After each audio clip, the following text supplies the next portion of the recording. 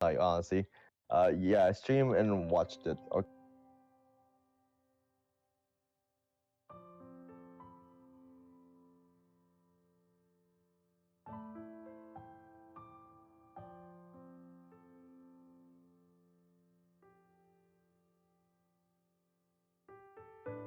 Okay, bet. By the way, you can only shoot. No. Oh!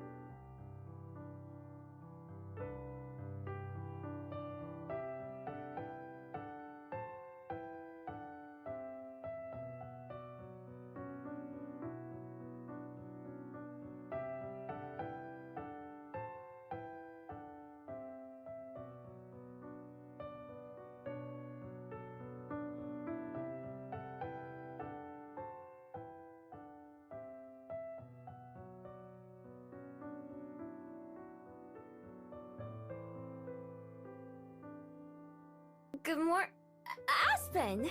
Good morning, Miho, to you.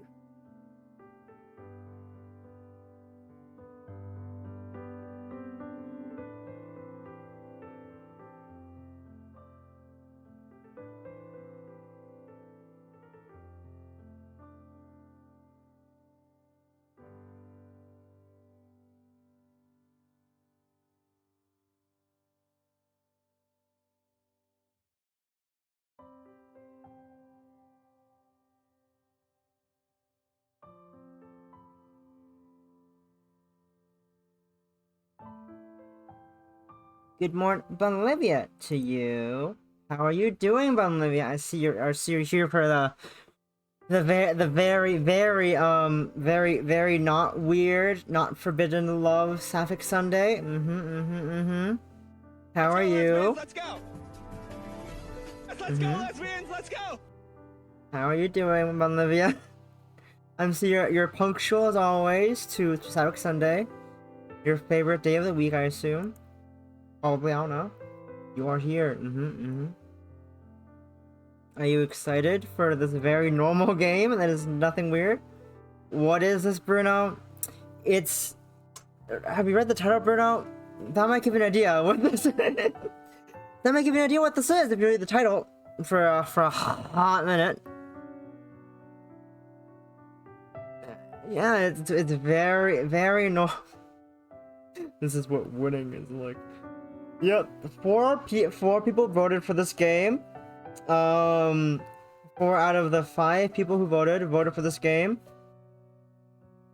And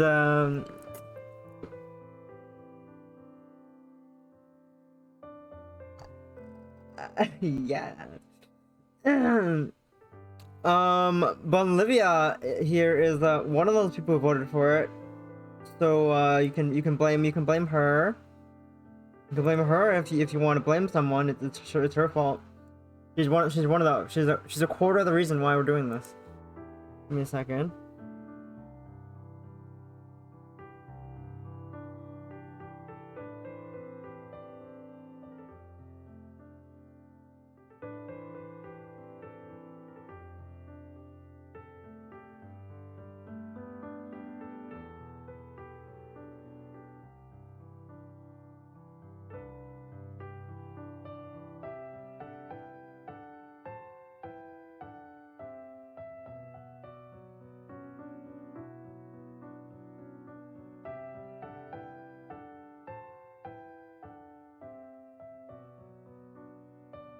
You're openly judging? I mean, you're openly judging. You, Bruno, want to openly judge me for what I'm doing when you actively watched all of the dog anime, which was disgusting, by the way, as we all know, and tried to talk me into doing it last night as well, while you're drunk off your fucking ass from the vodka. Yeah, I'm in the wrong here. Yeah, surely I am the one in the wrong. Not you.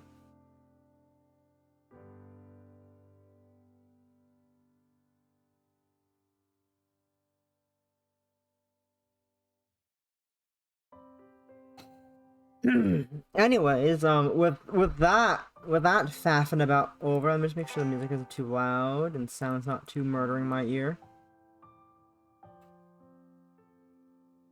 Let's start the game that so many people voted for. Can't believe it. What the fuck? Oh, that's a train. That's a car. We're probably in a car. It's normal shaking. I stretched my arms out wide as I take my first step off the bus. My body is stiff after being seated for what feels like half the day, and various joints crack in response to my movement.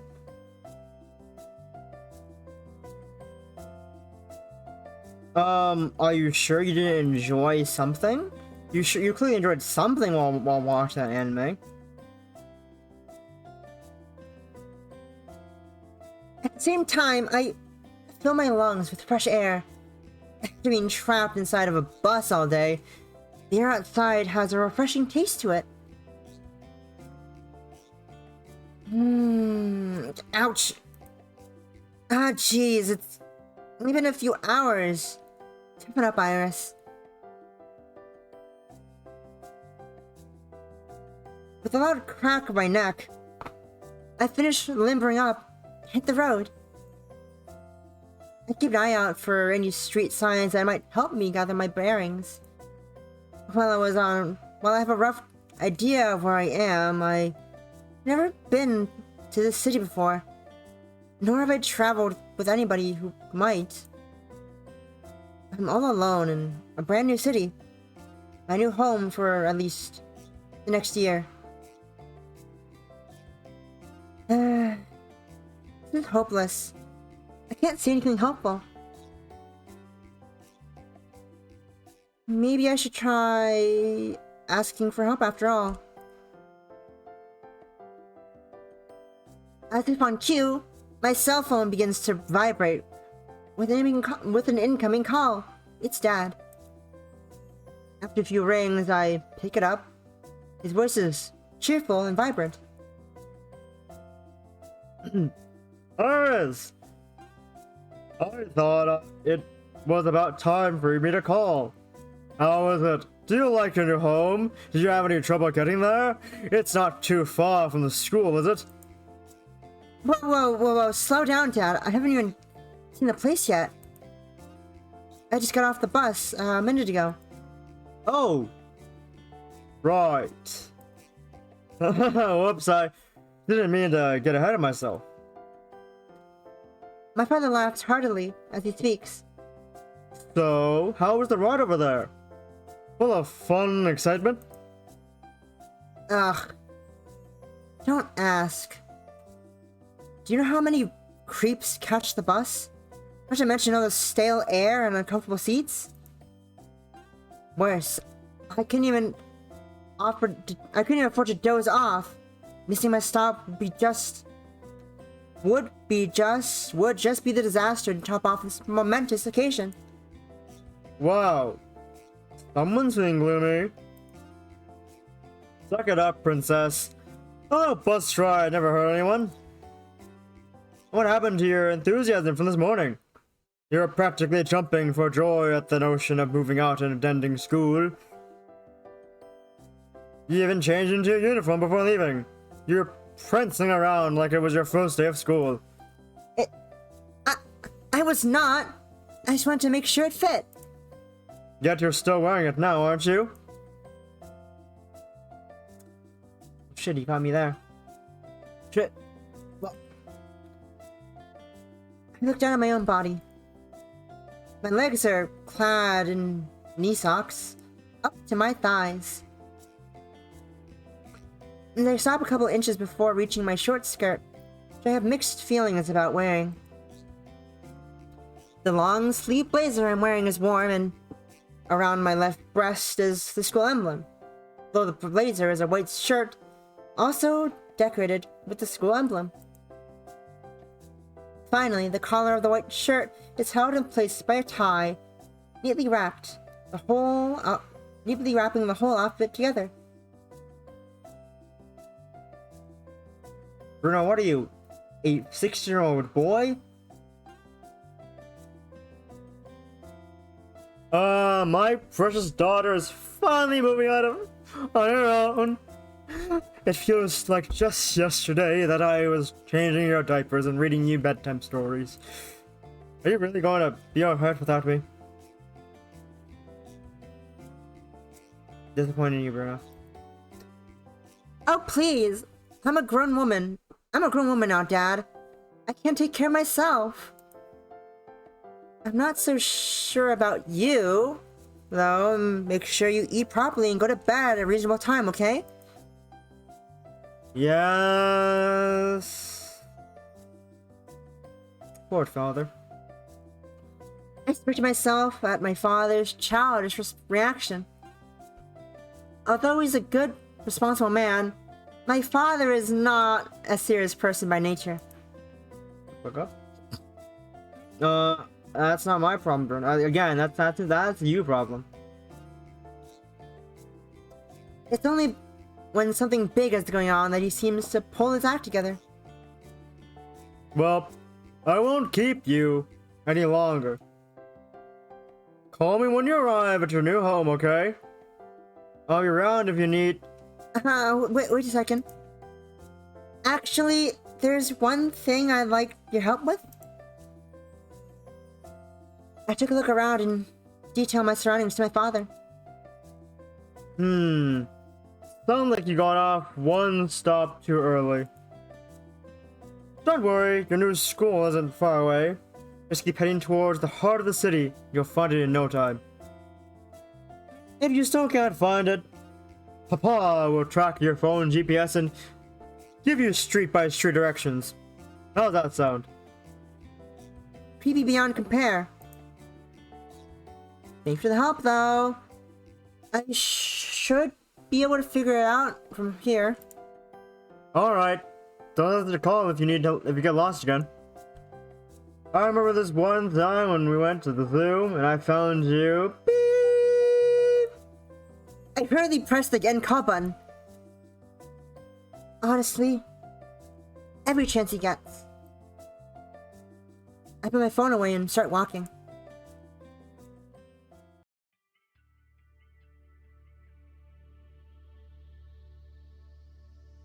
I follow my father's directions. I soon found myself in front of my new high school. Lilium High School, a prestigious school inhabited primarily by the children of upper middle class families. Thanks to my exemplary performance and attitude, not to mention my participation in extracurricular activities, I was given the opportunity to apply for a scholarship here.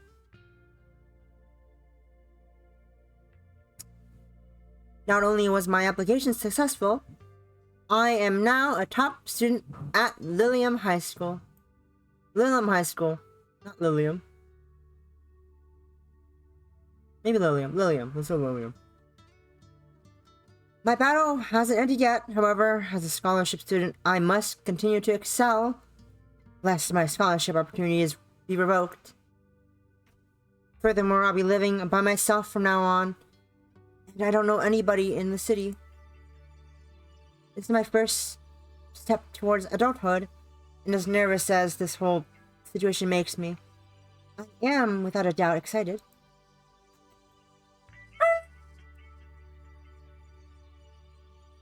Pulling me away from my thoughts, I turn my head back at the sound of a bus coming to a halt, reaching my ear. Woman. As the door opens, Transmuting. Achievement unlocked. As the door opens, only a single person steps out. It's a girl, carrying a large bag on her back. Bruno. What are you, 18?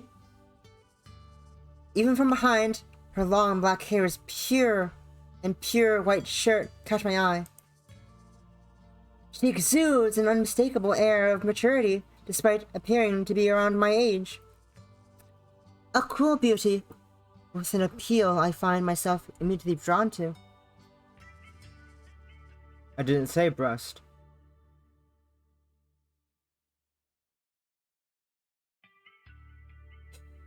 But beyond her appearance, what I find most captivating is her demeanor.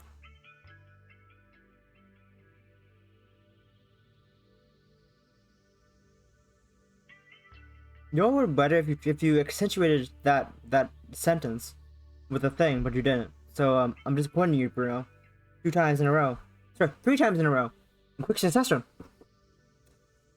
She takes confident strides, not at all unbalanced by the large bag she's carrying.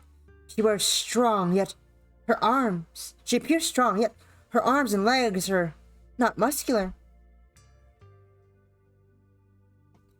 Her figure is lean and her back is straight. She pushes her chest out naturally and walks with excellent posture.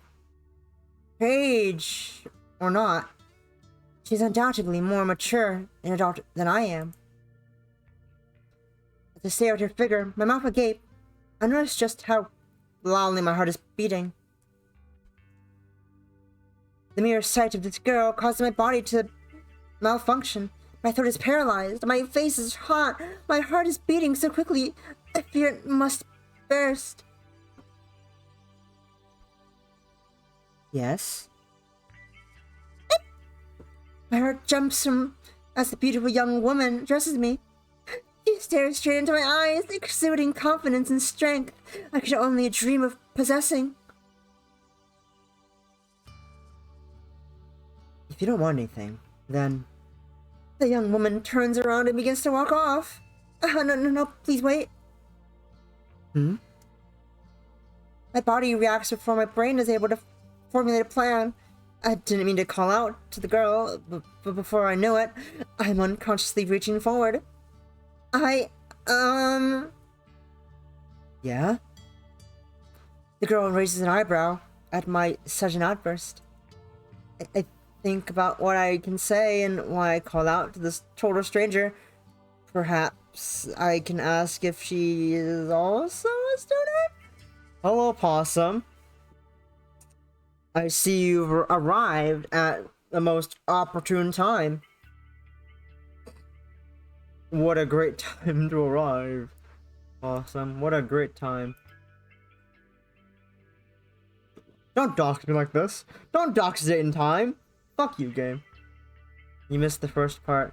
You missed the dad jokes. You missed the father. That's all you missed, really. As I mentally assess my position options, I become painfully aware of this girl's increasing annoyance. No, it's nothing. Sorry. Without saying a word, the young woman turns around once again. This time walking away for real. Simply watching her beautiful figure recede from my sight causes my chest to tighten in a manner I've never experienced before. When she's gone, my chest suddenly relaxes and I'm able to breathe once again. But before I can think too deeply about this unfamiliar feeling, our meeting comes to an end. Just who was that girl? I wonder who that was, Possum. I'll never know. I'll never know who that beautiful woman was. Whoa. Following a lengthy walk, mostly thanks to my unfamiliarity of the area, I finally arrive at my new home. It's a mystery indeed. It's an apartment in the city, not too far away from my new school. Most of the students at Lilium High use student dorms, but I unfortunately missed out on any vacancies this year. So for the time being, at least until a dorm room opens up, I'll be living in an apartment rented by my father. Come to think of it, I pull my cell phone out once more and call my father. Hey, it's me again. Hi, me again. I'm Dad.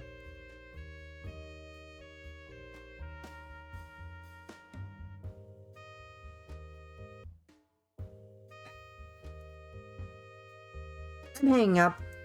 Oh, hold on, don't go. I sigh and put my ear up to the phone and once again. I like my long ass pause and sigh. I'm hanging up. Anyway, I was just calling you to say that I've arrived at the apartment. It took you this long to get there? You really should exercise more. I cut the phone as I hang up. Honestly, why do I even bother?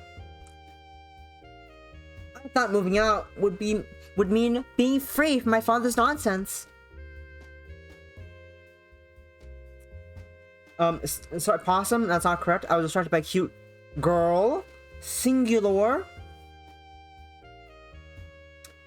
My phone begins to vibrate just as I go to put it down.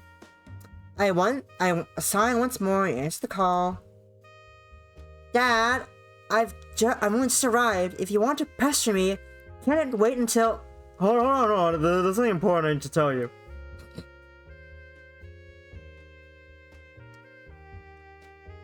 Don't go out at after 9 p.m.?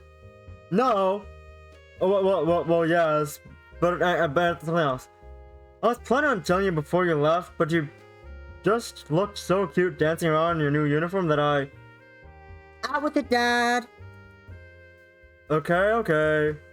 The thing is, you won't be leaving alone after all. Eh? I stare at my phone in surprise, completely baffled by my father's revelation. What do you mean I won't be living alone? You promised that you would trust me to take care of myself. Besides, you are too far away. You can't seriously be thinking of staying with me. My father doesn't respond immediately. I imagine that he is wearing the same expression that I was only moments ago. I think you misunderstand something here.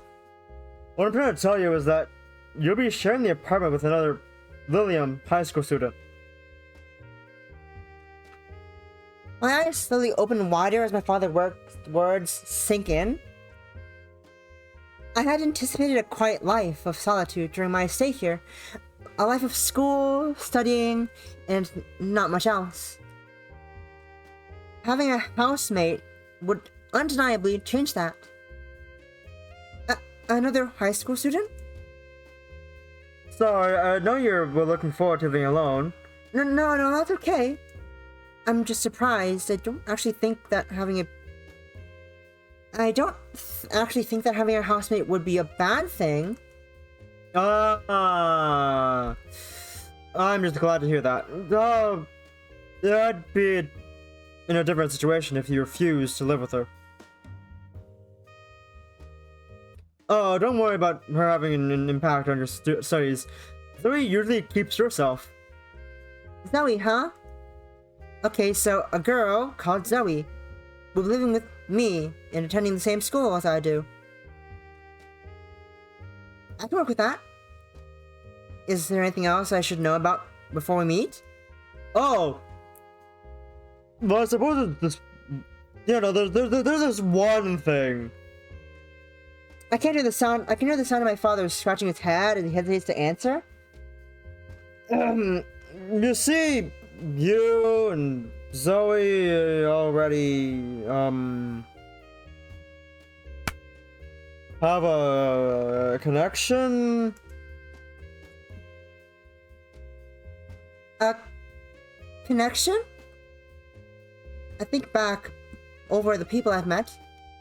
While I can't recall the names of everyone I've introduced, I've been introduced to him. Fairly certain I don't know anyone called Zoe. Yes, although you've never met, the two of you already share a close bond. Okay. So what is this connection or bond or whatever? My father once again begins to scratch his face. Zoe is... How do I put this? She's... Your little sister? My little what? I respond in a flat tone, half concerned that my father is just screwing with me. I guess I should explain. Zoe's lived overseas for most of her life with her mother, so the two of you never had the chance to meet, which might be for the best now that I think about it. Zoe can be a bit... My father trails off, unsure of how to best end such a leading statement. Well, anyway, a fresh start might be just what each of you need. Okay, talk to you later. Lots of love. Bye-bye. Bye-bye. Beep! Eh? I stare at the phone in my hand. The call ends before I can ask a single question of my father, who is no longer on the line. All I can hear is the sound of my own breathing. Uh, little sister? You've gotta be kidding me. I lived my entire life thinking and being told that I was an only child. Furthermore, my father raised me alone, never really told me about my mother. I grew up thinking my mother was dead, or perhaps a deadbeat who ran off on her own. In reality, it appears that she was living overseas with the little sister. I never knew. I had. Unbelievable. I've had a little sister all this time and never even knew it. Now, out of nowhere, we're going to be living together? It's just too much.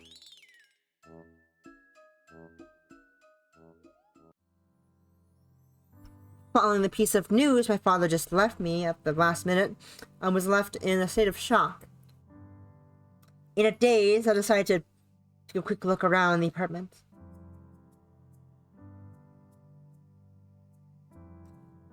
I looked at the bathroom, my bedroom, confirmed the state of my belongings, and finally sit back and take it all in. As hard as it is to believe, this is my new home. An apartment purchased by my father, but still mine. But before I could settle down and relax, there's another matter weighing on my mind. The other piece of news my father dropped on me at the last minute.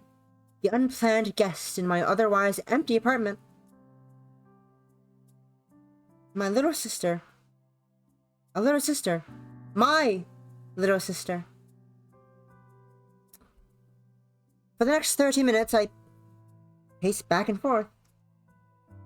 Over and over again, I passed by the boxes containing my belongings. I then entered every room in the house, one by one, before returning to the kitchen.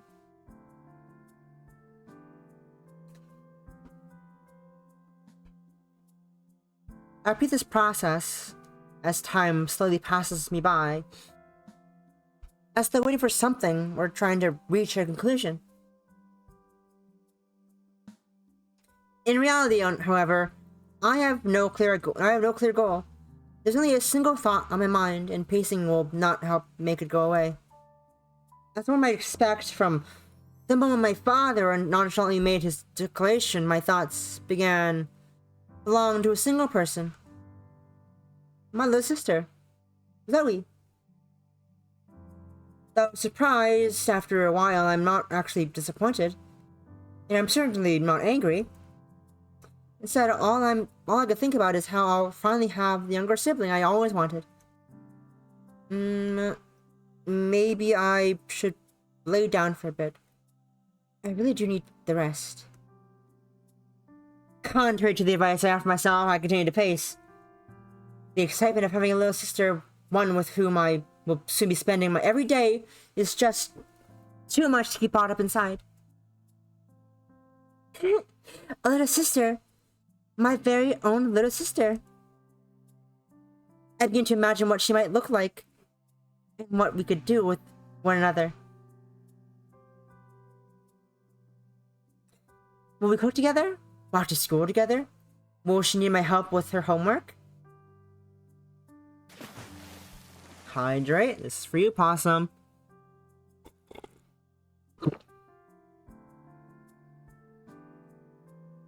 I'm definitely going to be a reliable older sister. I'll make certain that she knows I can be counted on. Yeah, cause she's gonna need that. I'm gonna think of it. How old is Zoe? My father says he was younger than me, but she didn't exactly say. My excited yet nervous pacing comes to a halt as I hear the sound at the door. I'm not expecting any visitors, and Zoe is the only roommate I've been told about. In my mind, the one ringing my doorbell can only be a single person. I ready myself to give her the best greeting that I can. Zoe! I rush to the front door and throw it open without pause or hesitation. the moment I do, I see a familiar face staring right back at me, blankly. Zoe? That's my name. You're Iris, right? Yeah. That's right. I shrink back and lower my voice. In front of me is the beautiful young woman whom I met earlier today. The cool beauty whom I thought to be my age, if not older. My little sister, Zoe. Cool. Looks like I got the right place. Zoe pushes past me without another word. Drops her large bag on the floor and places her hand on my lower back. On her lower back, not my lower back, her lower back. Touching after carrying it around for so long. It's just us here? Eh? Oh yeah, yeah, it's just us. Awesome. Lock the door, will you? I want to take a look at my room. Oh, Zoe opens her bag and takes out a change of clothes. Then takes a quick look around, searching for the bedroom. I have my own room, right? Oh, I'm talking to you. Do I have a room or not? I look down on my feet as I brace myself. I've spent the past half an hour thinking about this moment, wondering what I would do and what I would say. Yes, it's down the hall, on the right. Zoe doesn't give a response, instead picking up her bag once more. So before Zoe can end our first meeting as sisters, I force myself to speak. Zoe, do you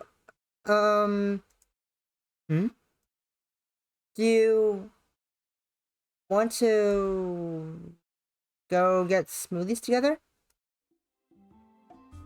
Huh? Where the hell did that come from?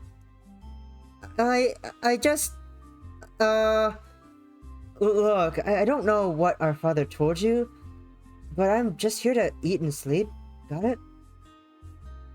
So go make yourself useful and unpack or something. I'll find the bedroom myself. Zoe heads down the hallway and checks a few rooms. She soon finds her room, enters, and closes the door behind her.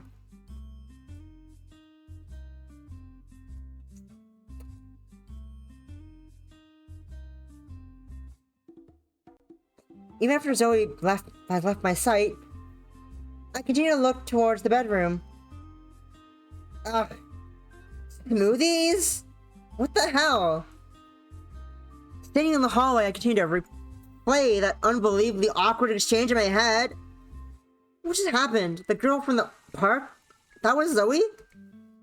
My little sister, whose existence I only just learned about, pushed straight past me without any indication whatsoever that she even wanted to know me. Furthermore, Zoe is younger than me, and yet she's so tall, looks so mature for her age. In a way, it almost feels like I'm the one who should be her little sister. Suffice to say, this is definitely not how I pictured my first day of independence. Yeah. I feel so weird just leaving our first encounter off on that note. What should I do? Oh, there's choices! There's choices! There are choices! Let's give her some space. You need to cool down, Iris. You are too flustered. No, I shouldn't take it personally. She's probably just really tired from traveling. She did just come from out of town, so she probably just needs some alone time to rest. I shouldn't judge Zoe's personality off a few short interactions. I'll probably have a chance to spend more time with her tomorrow. Yeah. With that, I begin preparations for sleep. Sleep. What do you mean, Bruno?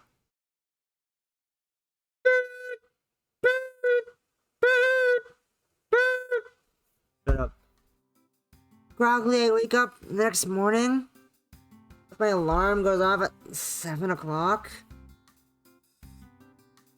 I hit the snooze button several times and dozed until finally hauling myself out of bed.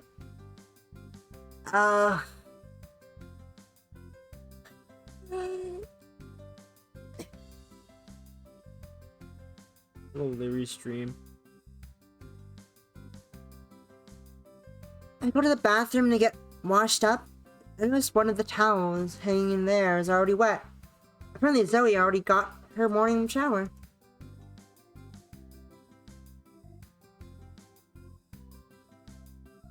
By the time I emerge... By the time I emerge from the bathroom, Zoe is nowhere to be seen in the apartment. Zoe? No answer. Rin, what are you doing? Why is everyone going live at this time? What the fuck? Why is everyone going live right this second? Stop live stream, everyone. You have to get your own time to live stream. Get your own live stream times, bruh. What's she doing? Give me a second, Rin. What are you doing? Rin, why you open stream avatars, Rin? Why'd you open stream avatars, Rin? What are you doing?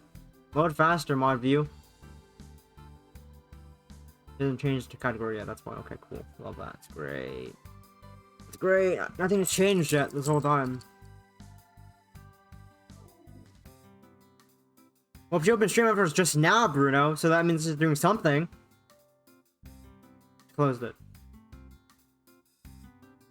Closed now. It was open a second ago.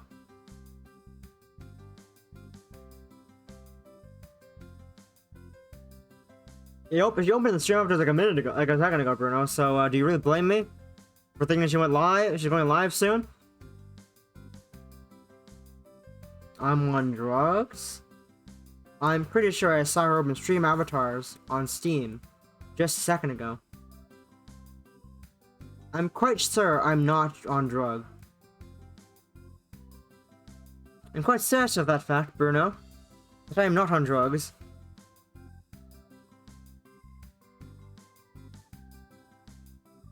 Get that open in the background then. You turn Leary's stream quality down so I don't murder my computer. No answer.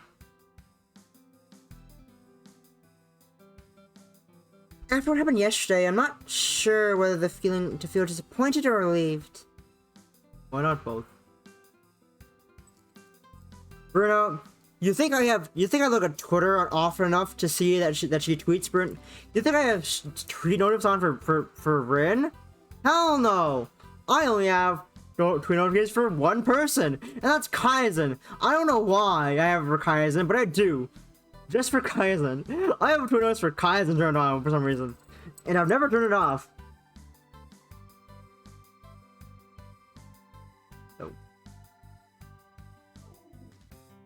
It's been years, but I have yet to turn it off. It's interesting. And of all people I've chosen to have pre-notes on, it's for Kaizen, the bitch boy himself.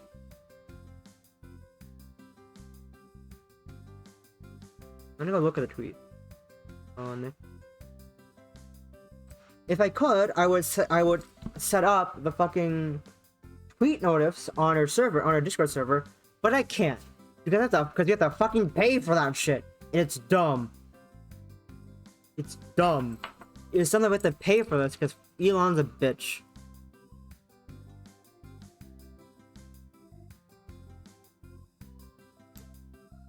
Also, she never said a few hours. She said soon. Soon can be any time. Soon could have been 36 minutes ago. It could be 36 minutes after that tweet, which is now. So, I think you're the one who's on drugs. Yes, you changed the fucking API, so that the bots that send tweets, they send tweet notifications. No, he doesn't. But there's a bot on Discord that notifies you when the certain person tweets, so you choose who wants on our server, and that bot doesn't work unless you pay for it now because of reasons. Because X reasons. Anyways, back to the game. After what happened yesterday, I'm not sure whether I feel disappointed or relieved. As I expected, homeroom on the first day is introductions and going over the school's conduct handbook.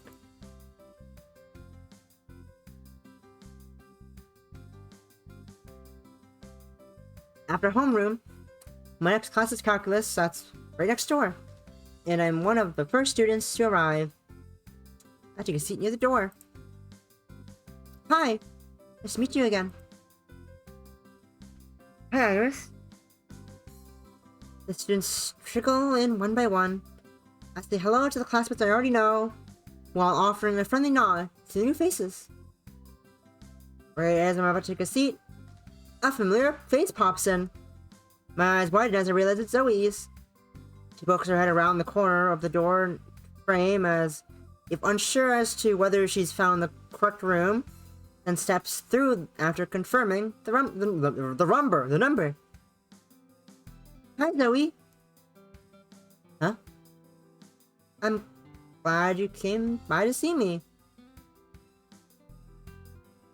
Iris.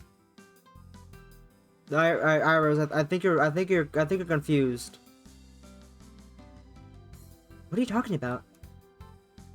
That is why you're here, right? Say hello to your sister? I don't mean to hold you up. You should go to your next class. This is my next class. You're taking calculus? But I thought you were a second-year student. It's the class that the assessment test placed me into. Wow. Really? Zoe shrugs and walks into the room, scanning for an open seat. I pull out the chair next to me. You can sit here. Instead of sitting in the seat I pulled out, Zoe walks right past me and takes a seat at the other end of the room. She looks directly away from me and towards the windows. Whoa! Whoa, she's gonna sit up? How embarrassing! I thought she looked like a real plain girl. But if I were that girl, I might sit somewhere else too. Oh, that's so mean. But it's true. I hear the murmurs of the students around me reacting to my interaction with Zoe, and blood rushes to my face. Looking down shamefully, I clench my hands in my lap. Why do I have to let my guard down like that? I'm thankful that you finally called the class to order. Quiet, everyone! Now, I have no intention of allowing the group's classroom struck. I can't fucking read. Now, I have no intention of allowing the group classroom structure to devolve into social hour. We'll be having assigned seating. Oh. I wonder where I will be seated next to. The classroom collective groans hits my ear. Everyone get up and find your new seats. I look at the seating chart and suddenly realize that the new arrangement has put my seat right next to Zoe's. I locate my seat and Zoe plops herself down next to me. Ugh. Whose idea of a cruel joke is this? No, I can't be like this. Let's make an effort, at least. I turn my head to smile at Zoe, but she avoids my contact with me instead, looking towards the front of the classroom with a perpetually bored expression on her face. Love you now. Poor Iris is fucking dying. Poor Iris! Poor Iris is dying. Hey, Zoe? no response. I think it's really cool that you managed to place into calculus as a second-year student. It might mean you're really smart and dedicated to your studies. Do you like math?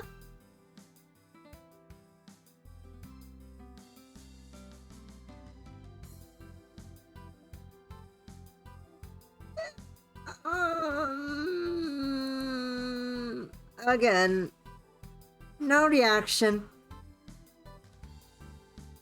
I sigh. I just got an achievement called Smooth. My face is in my hands, by the way, if you couldn't tell by the fact my voice sounds so weird. I just got the achievement called Smooth.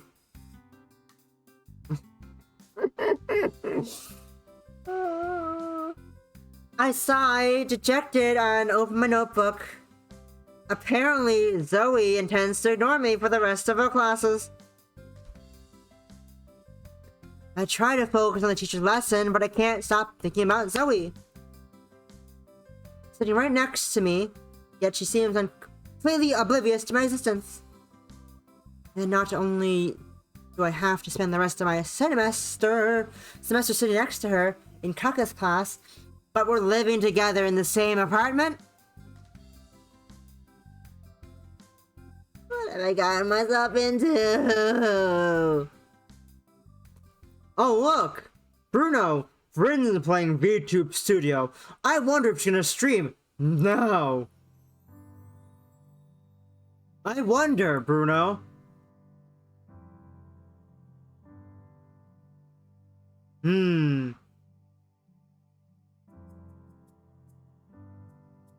After a long day at school, I gradually make my way home. In both hands, I'm carrying plastic bags with groceries, not to mention the school bag on my back. Yeah, it says soon. Not hours. Soon. You're on drug. You were on drug, Bruno. Not me. You were on drug. You were on drug.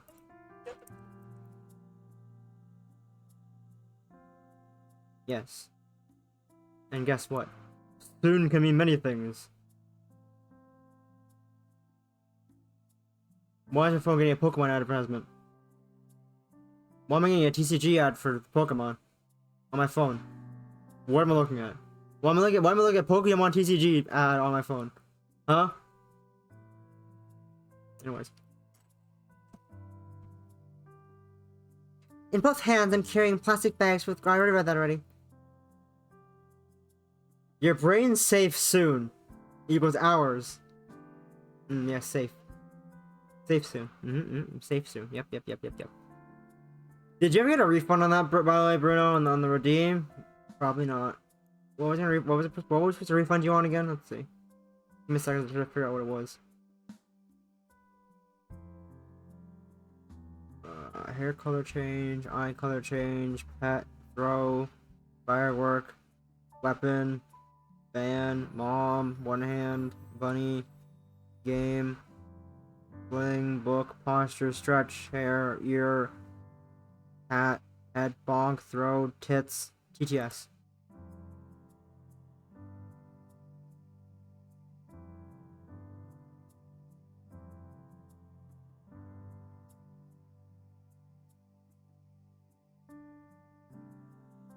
There we go. On Ren's server, on Ren's channel, not my not mine channel, on Ren's channel. Because I remember there was something you're supposed to, I was supposed to get your refund on something, but I forgot to do that because I got home. Because I was on my phone, I couldn't refund you until I got home. And then Ren never did it because he didn't fucking clear her redeems.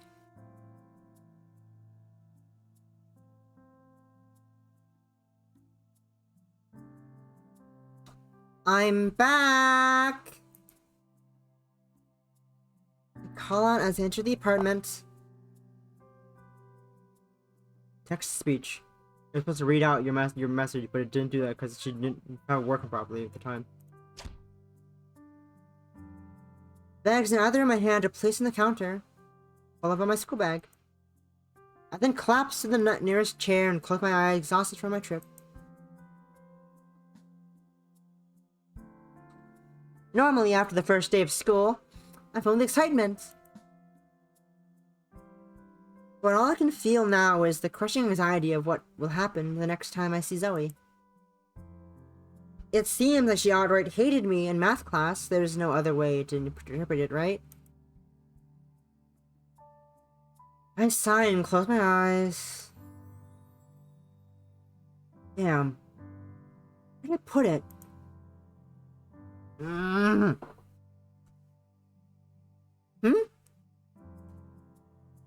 My eyes shoot open as I hear a familiar voice. I had assumed Zoe wasn't home, or perhaps otherwise engaged in my... otherwise engaged. The initial greeting didn't receive a response. Zoe? You're home? Why didn't you respond when I called out? I'm on my way out, actually. Anyway. Don't pay me any mind, I'll be out of your hair soon. True to her words, Zoe appears to be getting ready to leave. Even though I only just returned myself, it's getting dark, so I can't see why she would choose to go out. Now, of all times. I pull myself onto my feet and face Zoe. You're going out now? That's what I said.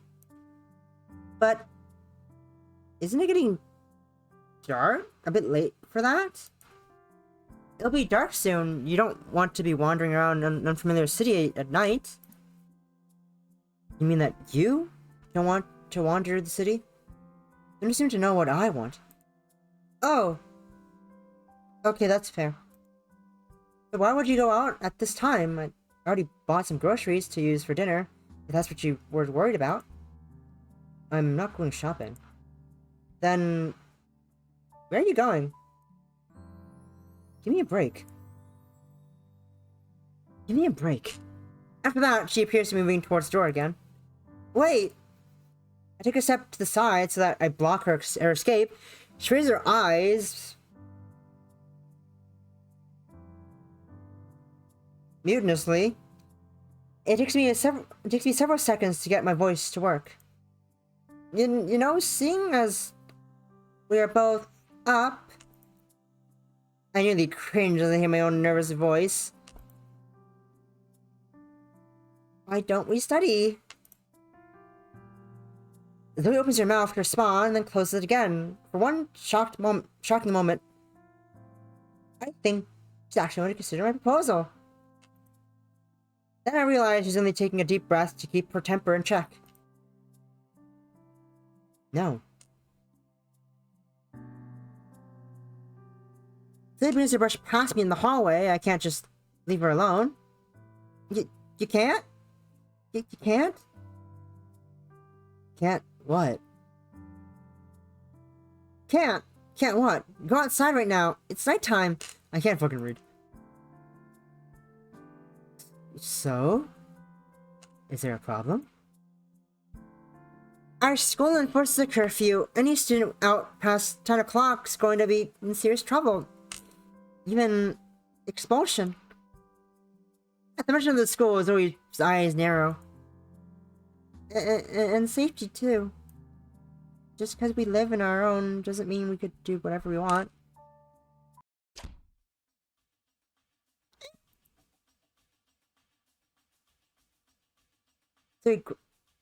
My little sister can't be this rebellious little achievement I just got. Okay, interesting. Zoe grabs me by my shoulders and pushes me against the wall. She's forceful and puts great strength in her hands. I'm not injured. My heart is set racing both due to Zoe's proximity and the sudden shock of being thrown in something solid. Let's go! Zoe, what are you? Shut up. What I choose to do is my business, and nobody else's. You have no right to tell me what to do. Zoe's tone is cold and fierce. Her fingertips are sinking deep into my flesh, and I start to feel pain in my shoulders. Zoe, I'm not trying to be the bad guy here. I just don't want you to go get yourself in trouble. My actions get me in trouble, That's my problem, not yours. But you're my sister. I don't want you to see you get hurt or anything. Zoe clenches her teeth. Zoe clenches her teeth.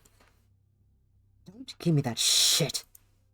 You think a day of knowing one another in some vague blood relation makes us sisters? Don't make me laugh. You're just a nosy little do-getter who can't keep out of other people's business. No, I'm just trying to look out for you. But tell me how to live my life? Listen closely. I'm not gonna be bossed around by some pampered little girl who thinks she's better than me. Take your ego and shove it. I don't want nothing to do with your holier-than-thou bullshit. I bite my lip as I force back tears. I just don't think I'm better than you. Why would you say that? From the moment I first saw you, I thought you were an amazing person, a cool, independent woman who can take care of herself. Not only that, but you're attending Lilium High, even though you're younger than me. You went into this prestigious school. I'm not looking down on you in the slightest, Zoe, and I know this might sound strange. This is supposed to be your older sister, but from the moment I laid eyes on you, I thought you were beautiful beyond compare. Ah. Kai's gonna play with Ren on Ship of Fools.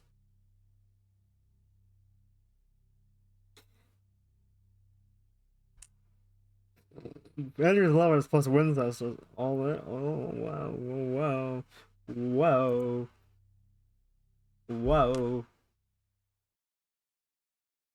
What? What the hell am I saying? Zoe releases my shoulders and takes a step back. Her face is contorted in frustration and confusion as she tries to process what I just told her. But rather than respond, Zoe turns around and heads towards the door. Just stay on my way, alright? I won't warn you again. Zoe slams the door shut behind her. I stand there, stunned, before I breathe again, realizing I'm alone. Why did that? I just told off my little sister, and on top of that, she seems to hate me even more now. I bring my hand in front of me, still unmoving from where Zoe backed me against the wall. What did you do?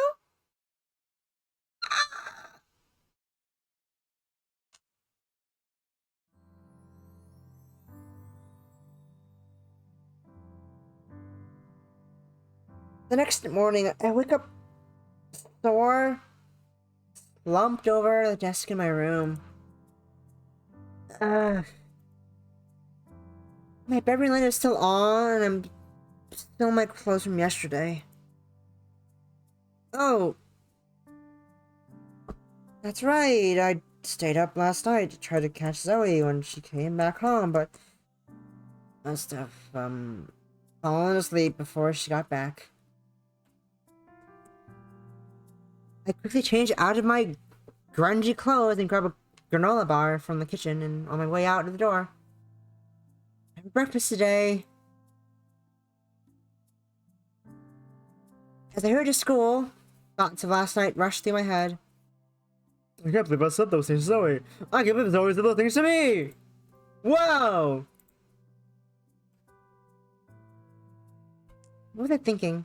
Confronting her in the hallway like that? What was I hoping to accomplish? And then in the end, I tried to compliment her to diffuse the situation.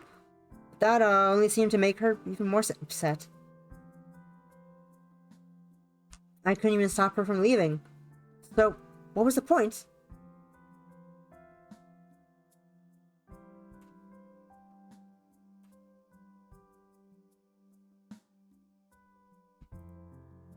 Inside, I dread seeing Zoe during school period calculus. Having to sit next to her all class. What happened last night? On the bright side, maybe it'll be a chance to offer a proper apology?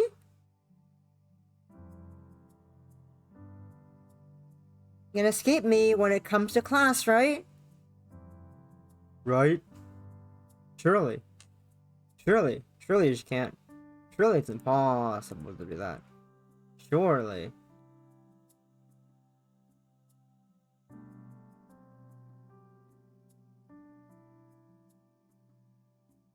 Surely.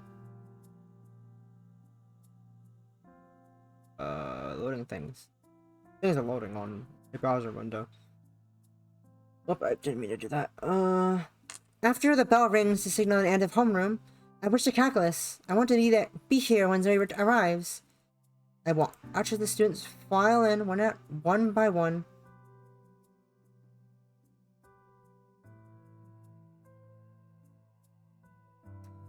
As I wait for Zoe, gradually the other seats around me fill until finally the teacher calls the class to order. Zoe's seat remains conspicuously empty. Alright, class. Settle down. I'm going to pass around the attendance sheet, so be sure to sign it before you leave. The teacher begins his lesson. I find myself continually checking the door, hoping to see Zoe stepping through. Several minutes pass, and I still see no sign of her. Eventually, the attendance sheet is passed to me. I look at my own name on the sheet and mark it off. I hesitate before passing the sheet on. I can see Zoe's name listed below on the paper.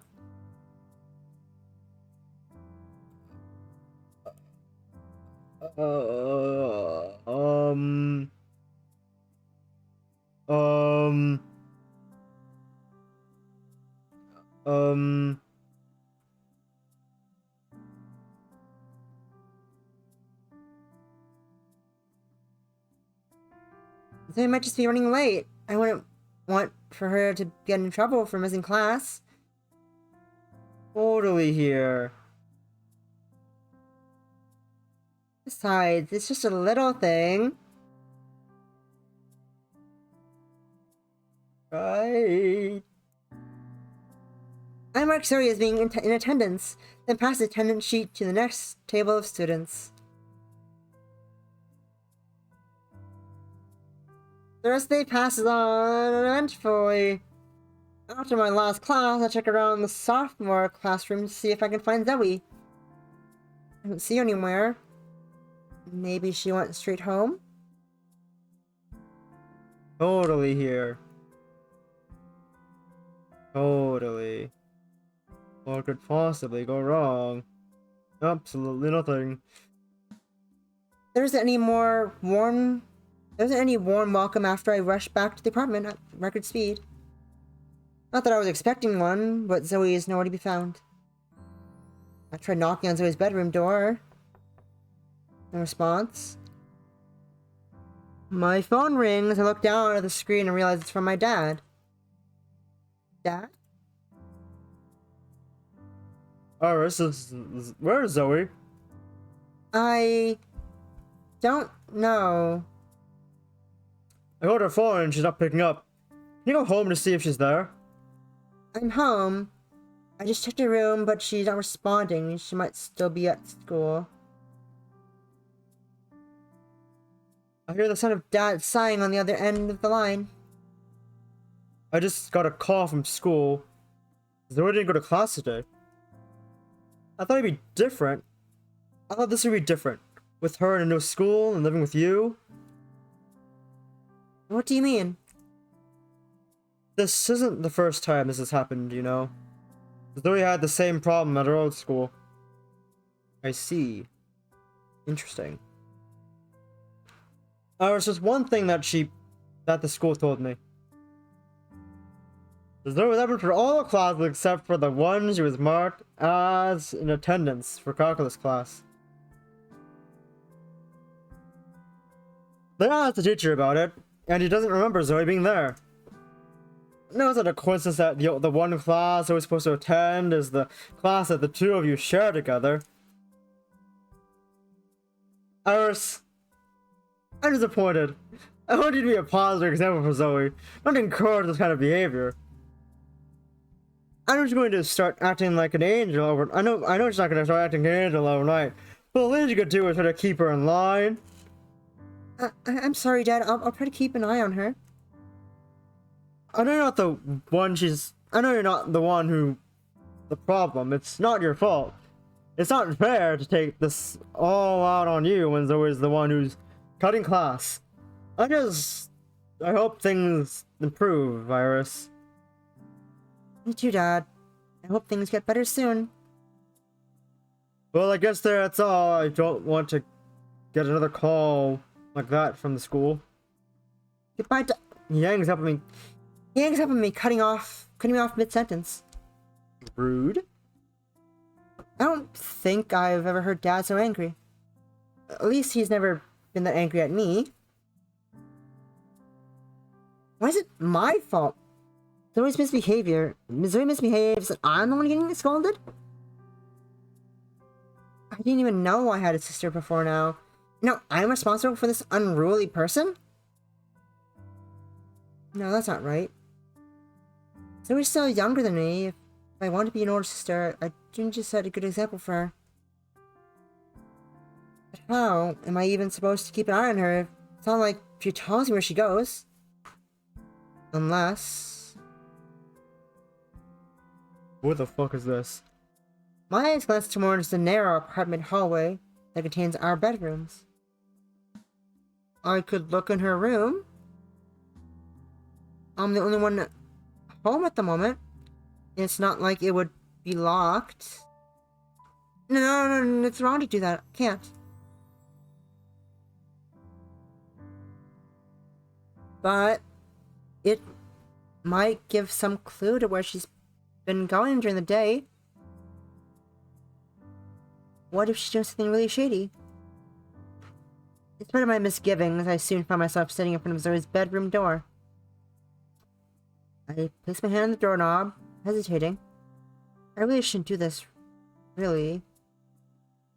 But after what happened yesterday, I think Zoe has lost the right to complain about me being rude after not showing up to school and then letting me get the flack from her cutting class.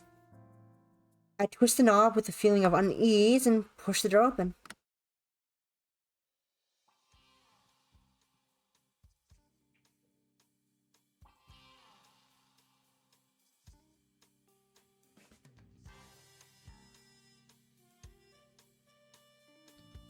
I just read Rin's title on the stream, and I'm disappointed.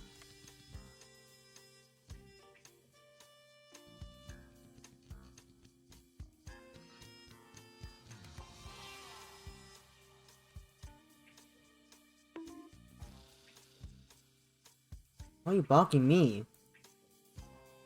Why are you blocking me?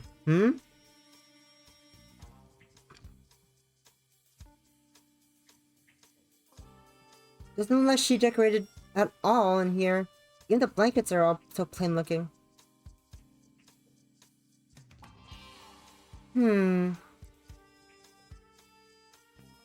not sure when Zoe will be back, so best to do this quickly. Try the bed. Try the desk with the laptop. Try the bed. I push the bed. The sheets are a cheap fleece material, like the ones I've got.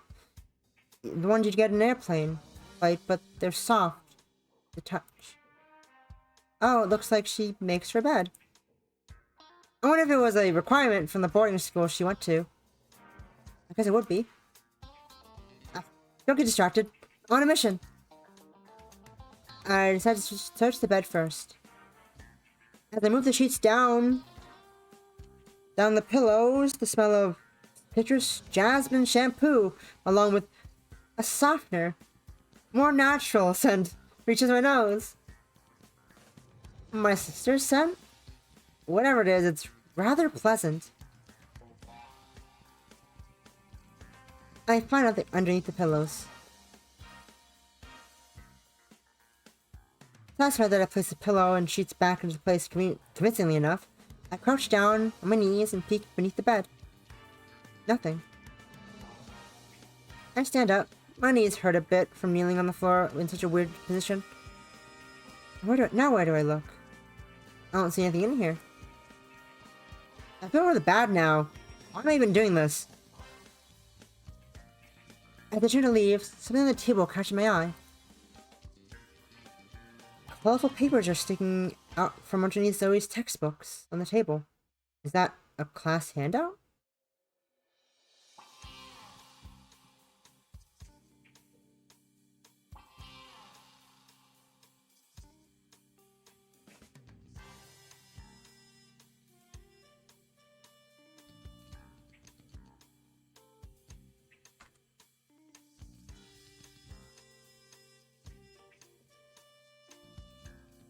I'm disappointed in my friends right now. While they're streaming and just seeing R all the time as pirates.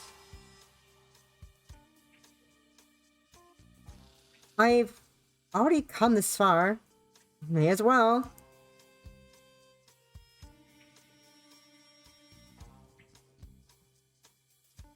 I pick up one of the sheets. It's a glossy flyer. Dora's Tap. Monday night specials. Live music show featuring local talent. No, Rin's live. But, I'm disappointed in them. I'm just disappointed in them. I glance over the other papers. Club Life. Whiskey Row.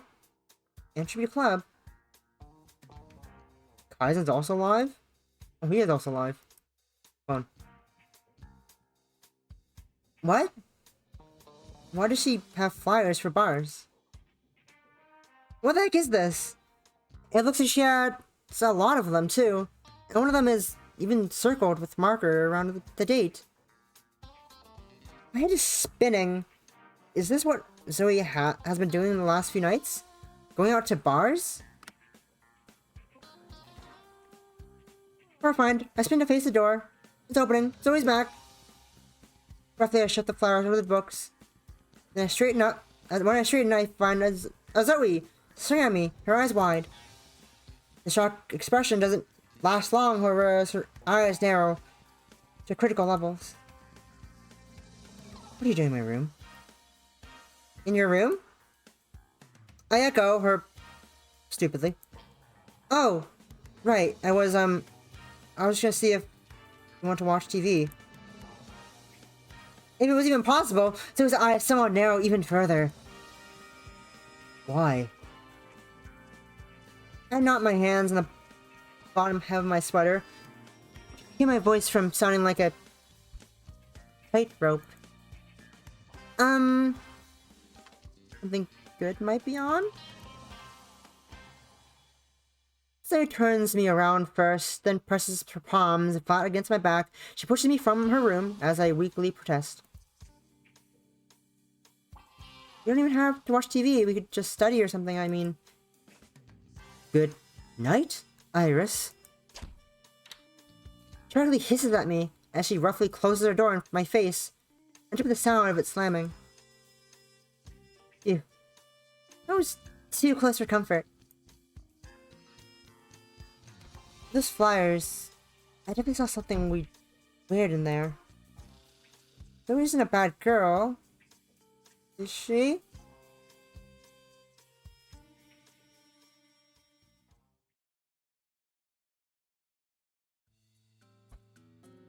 The next morning, Zoe isn't any friendlier, which makes sense.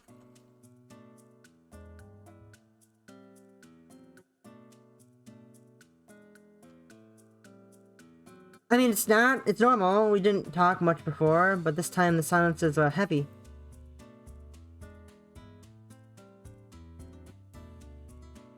Whenever I so much as move a finger, Zoe's eyes cut towards me with a distrustful and menacing glare. It's excruciatingly awkward to eat my breakfast. Fuck you too, Bruno. Zoe pushes my plate away when she finishes her meal. Her plate away. Oh, I can clean that up for you. You think you can make me forget about you snooping around my room by being nice? Forget it. I'm not sure Buddy remarked, I really wish I hadn't looked in her room now. I can't possibly ask her about the flyer either. So he turns her nose up at me, getting up from her seat, and swiftly depositing his plate into the sink. Are you leaving? With the final parting glare, Zoe leaves through the front door. The cool surface of the dining table flies with my head as I drop onto it. I'm really made a mess of things.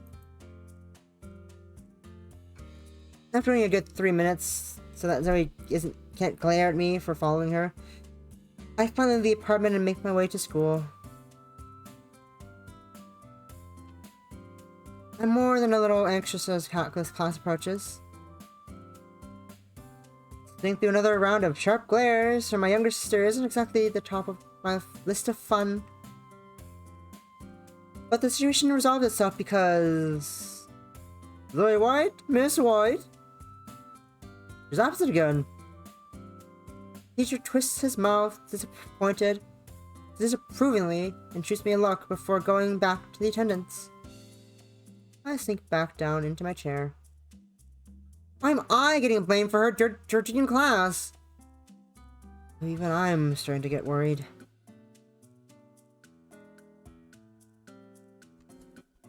Once school is over, I head out the front entrance. I'm about to head home when I see a familiar tall figure walk away from the school gate. Mouth clams shut as she rapidly heads out of view. What the? Zoe isn't going the way home. In fact, she's walking the opposite direction. Why is she going that way? What do you think, Iris? Use your brain. Think. And what's more, if she was at school, why wasn't she in calculus? It's my chance to find out where she goes all day. I would assume the worst about Zoe, but why on earth would she have those flyers in her room? She isn't meeting people at those bars, right? She isn't meeting men. Ew, men. Imagine. Men. After a quick mental battle, my feet take off after Zoe. Certainly not men. Phew. Following people isn't easy. I'm almost lost sight of her how many times now. And even just by walking through the park, if I didn't know any better, I'd say she was intentionally trying to make following impossible.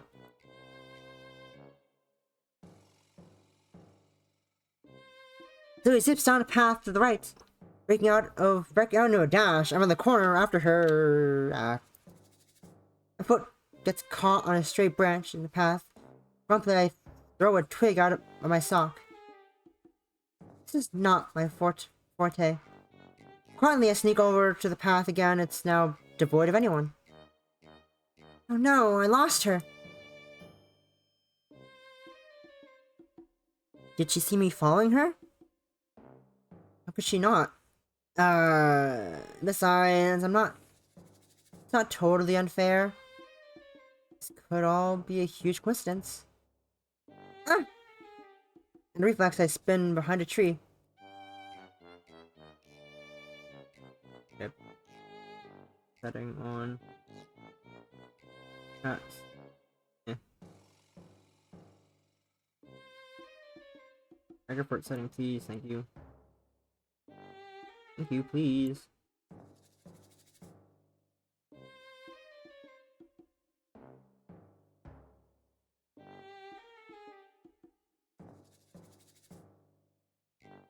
Atoms. F. Why is it not working? I have this on.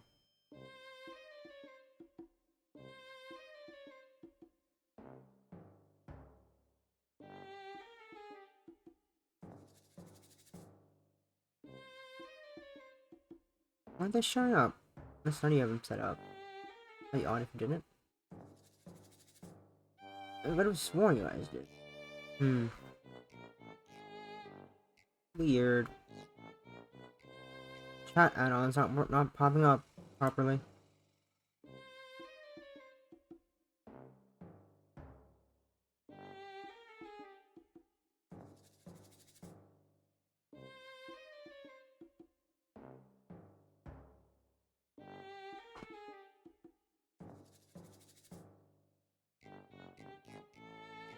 Oh well.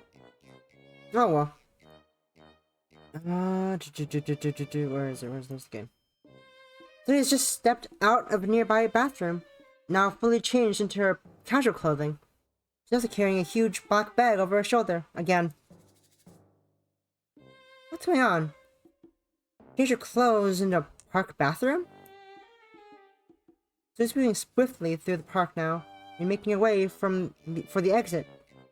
She's going towards the station. My fallback plan was to claim I was doing a stroll in the park if you saw me, but if she's getting on the subway, there's no way I can pretend that I'm not following her. Turn back now. I have to see what she's up to.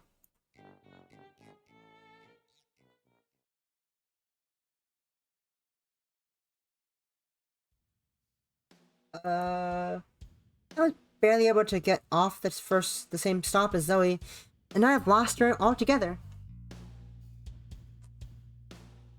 I nervously glare at my surroundings, at the strange place Zoe had got off the subway for. Let's see.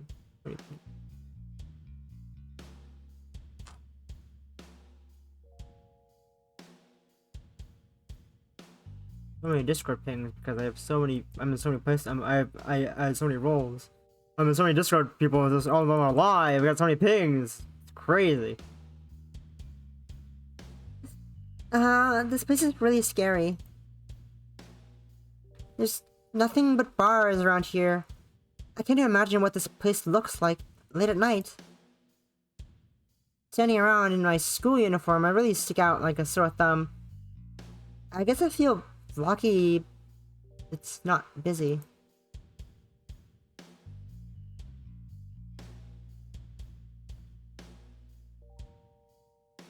I'm looking through Discord because I'm weird and I want to clear notifications.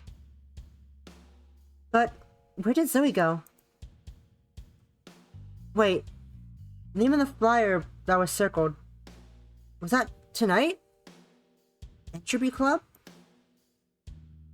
Which, to my luck, happens to be right in front of me. Wow. I step towards Entropy Club. The barred doors and blackened windows don't allow a single glimpse of what's inside. My only indication that it's actually open for business is the music and the smell. There's something so off limits about this place.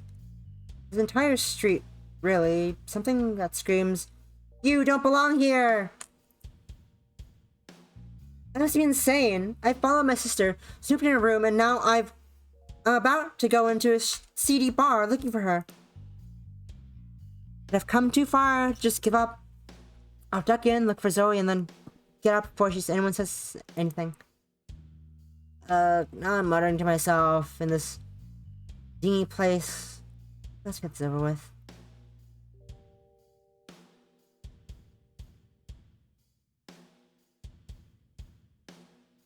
Smell of acrid cigarette smoke overwhelms my senses as soon as I enter the bar. I resist the urge to pull my shirt over my nose. It's so dark in here, but that my eyes have to adjust before I can begin to find my way around. Everyone is facing away from the door, watching the stage. The bar is in a location further in, so I'm not able to slip in unnoticed. I hug at the back wall, scanning the bar for signs of Zoe, when I see...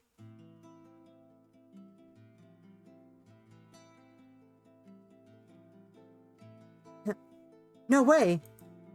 Is that... Zoe? My eyes go wide as I see her up on stage, guitar in hand.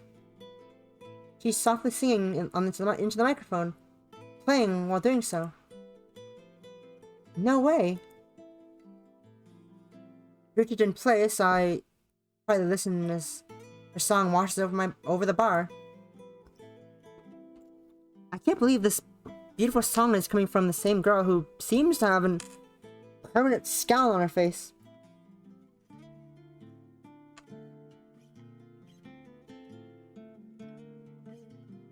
Zoe's smooth fingers glide along the guitar strings, playing it with a clear, practiced hand.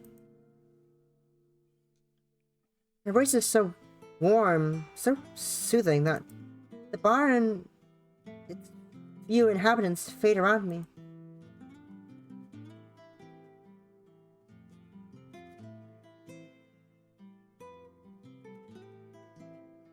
Lyrics ease along in tandem with the strums of her guitar.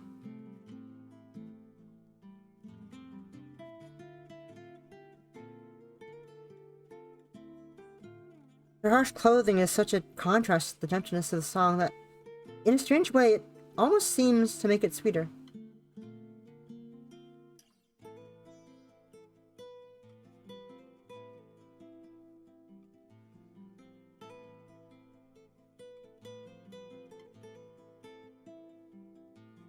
I continue to listen enraptured, as the girl I learned was my little sister only a few days ago captivates the small audience with her singing.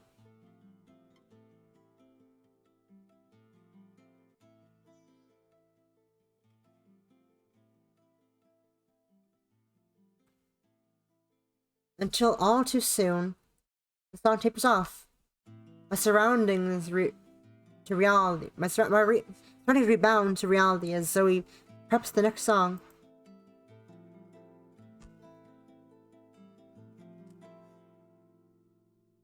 So Zoe comes to these places to sing. I jump to so many conclusions about Zoe, and none of them are good. Guilt stabs into me. I timidly remove my eyes from the girl on stage. I'm the worst. No wonder she doesn't like me. Hey, little lady. Huh? I look up, not aware that someone is dressing me. A man is next to me, by the wall, leaning toward me. How long has he been there? You're a little young to be in this. You're a little young to be in this place. You know, the uniform or... That your kink. Hydrate. This is Rhea Possum.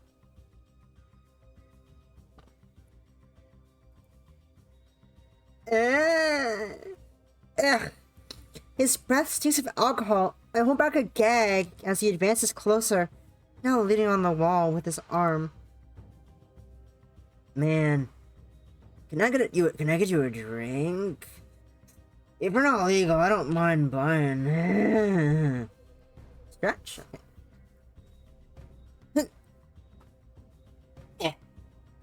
No, thank you. The man leans in even more as I take a step back. I'm trapped between him and the corner between the wall and a large table. My heart starts to pound in my chest. Gee! Oh, because I'm obviously trying to do something nice for you. Now, I just poke the camera, being drunk. I flinch as the man's voice raises. My arms start around for an exit. He's got me pinned back here. Please leave me alone. Chill out. I'm gonna stop bring you a drink. The man sneers at me, but doesn't move away. In fact, he's moving even closer. You're the one dressed like that in the bar? What do you think guys gonna do? On the verge of tears, I look down at my feet. I hear the man chuckle. Come on, just one drink. The man stumbles and harshly grabs my arm as he almost trips. Ah! I shut my eyes tight as I almost fall. The man's grip is like a vice on my wrist as he tries to steady himself. Why did I come here? Why did I follow Zoe to this place? Is this what I deserve for thinking the worst for Zoe? Please, just leave me alone. Hey. Hey. Get the hell away from her. My eyes shoot open and a voice shouts through the suddenly very quiet bar. It's then that I finally register the lack of music. Up on the stage, Zoe is now standing up, looking right at us. Her eyes are dangerously focused, and her chest heaves in and out at a rapid pace. Zoe? What? I said, get away from her. What the hell? I was just talking to her. So he unhooks her guitar from the amp, resulting in an ear's screeching pitch throughout the bar. I'm warning you. So he grips her guitar like a bat as she hops off the stage, quickly advancing towards us. Now every eye in the bar is turned towards us, watching the spectacle. The man stumbles back as though he is almost on us. Whatever, crazy bitch. The man retreats, mumbling obscenities as he throws his arms into the air. What in blazes are you doing? A short, red-faced man in a vest storms over. He's throwing daggers at Zoe, who stares back. Getting off stage and harassing my customers? Are you mental? I took a leap of faith letting you in here. I want you gone, now! Whatever. This place blows. Let's go, Iris. Not daring to speak a word, I follow Zoe out of the bar. This squat man voices his outrage at us the entire trek out.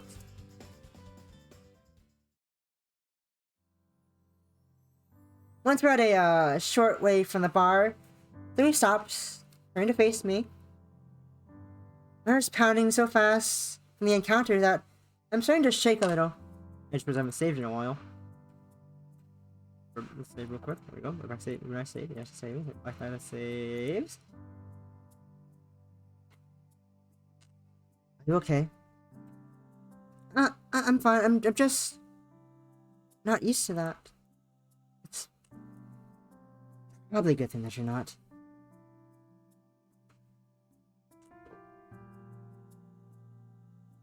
Now then. Why are you following me, Iris? Lee puts a hand on her hips, twisting her mouth into a scowl. I look away, not able to meet her accusatory gaze. Jordy, this is business. You're coming home late, and when I found bars in your room, so you really were sitting around my room. I was really worried. You've been missing classes, and I wasn't sure if you'd gotten mixed up into something dangerous or not. But I'm the one who was in the wrong. I made some really bad assumptions about you. Really sorry. I hang my head. I don't know what else to say. Zoe probably really hates me now. And with good reason. I'm sorry I worried you. Huh? You are? I guess it did look suspicious coming out here. That's an understatement. But I'm not really going to push it. Zoe shrugs. To be told, I'm not even totally sure what I'm doing. You're not? Zoe shakes her head, and then looks away. Listen. How about we get out of this place first? I nod in agreement.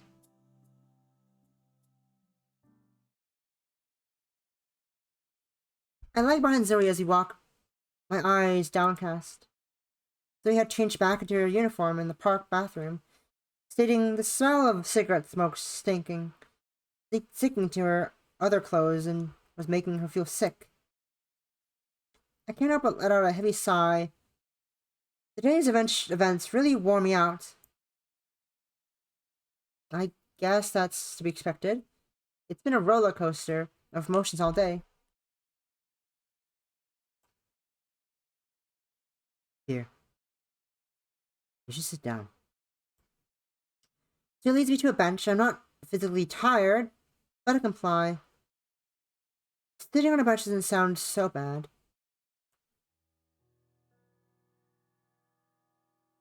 My surprise, Zoe sits down next to me too.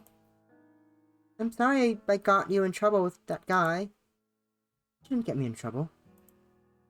If I hadn't been there, that guy wouldn't have made you leave. Manager? That was a creep anyway. We sit in silence for a while I collect my thoughts. Weirdly, one of the four... This is nice CG, this is good. Really though, the one in the forefront of my mind isn't having to prowl through strange bars or that weird guy. But instead the amazing feeling of seeing Zoe up on stage. What? Why do you smile like that? You're weirding me out. I'm just happy. I finally get to sit and talk to you like this, and on top of that, I found out you're an amazing singer. What? I'm not. I only sing because I didn't get a gig. I just doing guitar. I was a bit surprised. Your voice is so beautiful. Stop complimenting me. It's embarrassing. Say rubs the back of her neck, staring off into the park. She seems like she's going to say something, but then stops, furrowing her brow. She moves to rise up the bench. Instinctually, I grab her wrist. Can we stay this a little while longer? If we go back to the apartment, you're not going to hate me again, are you? Look, I don't hate you. So simply crosses her arms, giving me a weak excuse. Despite trying my best not to, I feel a scowl creeping up on my face. I just... When I first learned about you in your life, you seemed like some total pampered girl. It's not your fault. I feel stupid for even being mad now. I just... So he trails off, looking somewhere, but in my general direction. After a long silence, it seems though he isn't going to say anything more. I decide to assure her. Well, now we can put it all behind us. But, you know, you really shouldn't be going to places like that. Like that. I need to make money. Money? What for? Zoe gestures to her guitar, which is leaning against the bench in the grass. I left all my equipment at school when I came here. I just need money to buy new stuff. More importantly, I need to I'll get rusty if I don't play. I thought if I did a few small shows, the owner might overlook my age and pay me. But obviously that's not gonna happen. I'm sorry. Don't be, it's not a huge loss. But playing in bars? I thought they'd be a good idea to play and make some money. You have just told me. Would you really have accepted that I want to play in bars for money? I didn't want to risk you crying to Dad. I would have accepted that you wanted to play, Zoe. There's gotta be other ways to do it. Your school doesn't have music department for anything. That's not classical. I also don't want to disturb people in our apartment by late practicing there either. But there's got to be a better way than this. If I wanted, I could fall in some... If I wanted, I could fall in some kids or just doing it as a hobby, but that doesn't really solve a money problem. And I have nowhere to earn legitimately because I'm not old enough. I just blew my shot with that one guy CD enough to let me play. I'd waste my next 2 years just doing nothing. Lily was so stressed out that she'd go to these lengths. Making my mind, I turned to face Zoe. So I'll help you. You will? Of course. What is this just for, after all? So he stares at me, at a loss for words. I can't help but chuckle at how silly she's being. Of course I'll help her. We could start up a club at school maybe. I can join too as the manager or something. It'll be fun. It'll be so much fun. You'll let me use your name on applications? Huh? Oh. Thank you. Thank you, Iris. I'm so sorry I judged you. Before I can protest, so he gives me a almost radiant smile. Most radiant smile I've ever seen. Then if it couldn't get any more amazing, she wraps her arms around me in a hug. Applications? You can only play in most of these places if you're old enough. With your name, I'll be able to pass the background screening no problem. I would be able to get in with a band. That would need some seriously good luck. He mutters her future plans and I wait for her. I just have spinning from the contact of her warm, gentle hug. Am I really the start for affection? And more importantly, what did I just agree to? What did I agree to? What am I doing? What is happening? What is happening? What is happening? I need to get more water. Be right back.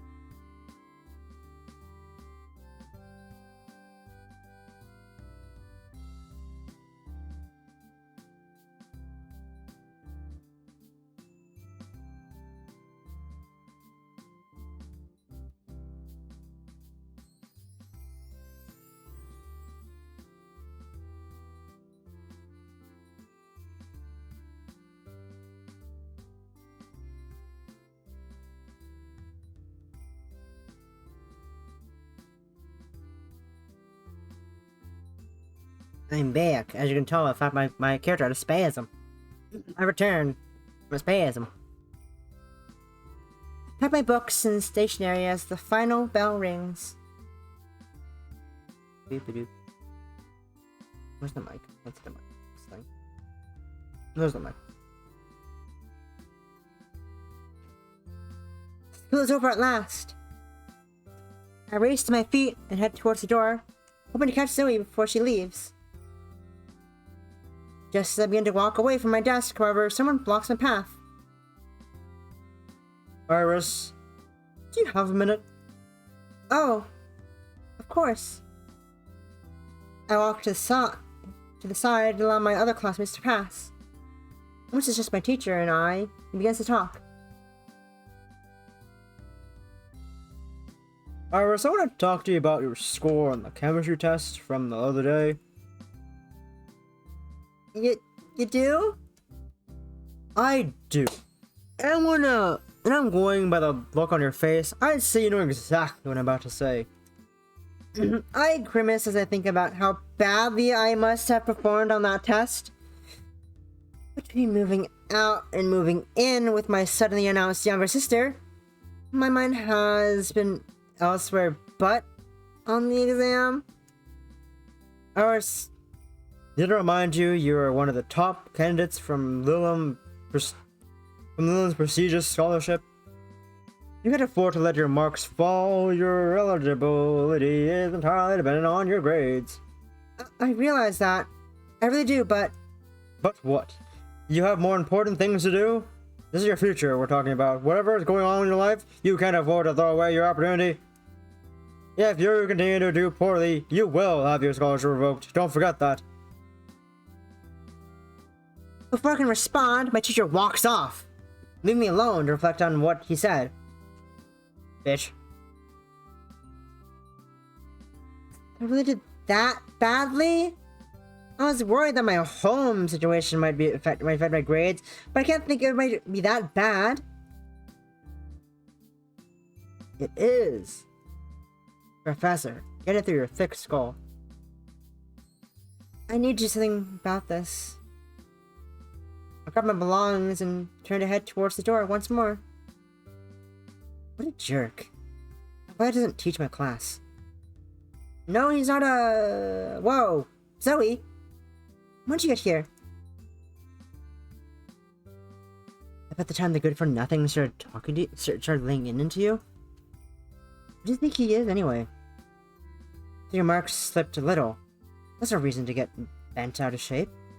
No, it might be hard to hear, but he was right. I am eligible for a scholarship that this school provides if I don't keep my grades perfect. It could go to someone else. He just cares about my future, that's all. No, he doesn't. He doesn't care about your future. He cares about the grade point average. You think so? Anyway, forget about that. Were you waiting for me? Waiting for you? Well, you usually go right home after school, right? Could it be that you actually wanted to walk home with... Could it be that you actually want to walk your little big sister home? Don't get so full of yourself. Go with that big sister thing. I just happened to be passing by when I saw you being lectured, that's all. Oh, I see. I let a deep sigh. I guess you're right. I should get so full of myself. My grades are dropping. My home life has wrapped between my control, has warped beyond my control, and my own sister hates me. I have reason to feel proud of myself.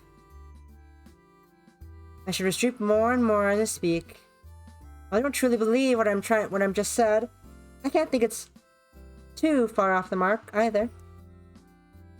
This could very well be an important crossroad in my life. Oh, come on, don't be that way. It was only one test, wasn't it? It's not like I really hate you or anything. I shake my head. It's okay, Zoe. You don't need to comfort me. What I should be doing right now is studying, not fishing for sympathy. I'm going to head home now. I'll understand if you want to go a different way than me. I push past Zoe and head towards the door once more.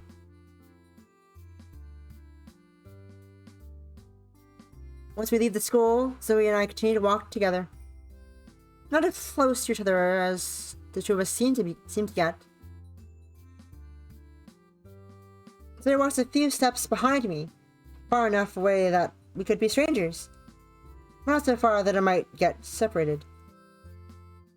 When I stop, she stops, and when I continue, so does she. What is Zoe today? A lost puppy or a stalker? I'm slow to a halt. Say, Zoe? Yes? How long are you going to keep following me like this? I'm not following you. We just happen to live in the same building, remember? Oh! I started walking again. Once we reach an intersection, I'm going to take a left turn where I should have taken a right. still don't remember the way back? You were supposed to go right. I'm not going straight home, okay? I see. I keep walking the path away from our home, leaving Zoe at the intersection alone. At first, she just stands there, watching me walk away. After a few seconds, however, I hear her footsteps creeping up behind me. I thought you said you weren't following me. I'm not. I just happened to be making a detour on my way home, too. Whatever you say. Well, I'm going this way, so... I like smoothies. Huh? Smoothies. I like them. Okay... There's a place around here that sells them, right? Will you take me?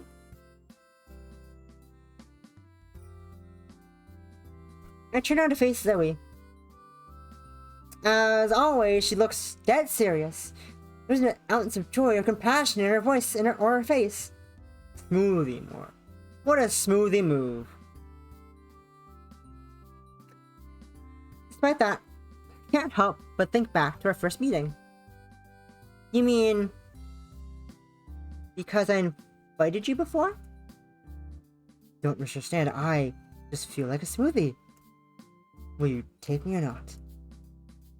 I stare at Zoe blankly.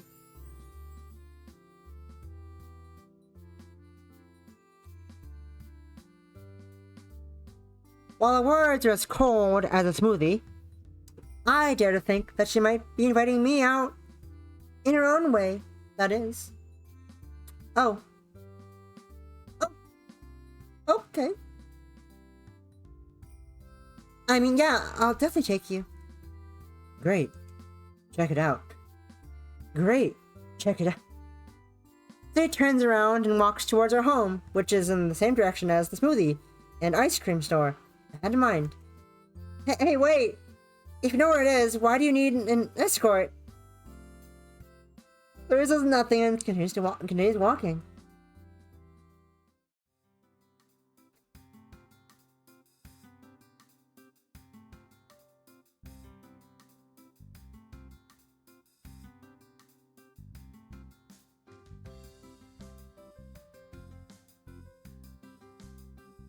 As soon as we reach the ice cream store, we place our orders. After my indecisiveness on whether I want an ice cream or smoothie, Zoe insisted we order both. Thanks to the ease involved in serving ice cream and blending smoothies, our orders are ready shortly after we arrive. Ooh wah! Ooh wah! That looks good. I indicate Zoe's ice cream in a paper cup. Which looks delicious. I'll have to try the chocolate next time. It's nothing. I think it's chocolate ice cream. I didn't pick you for a sweet tooth. There's no human being alive who does not like chocolate. I can't argue with that. I take a bit of my strawberry ice cream, then wash it down with my shake. Mixed berry flavor. So you're saying, Iris, that you're a little fruity?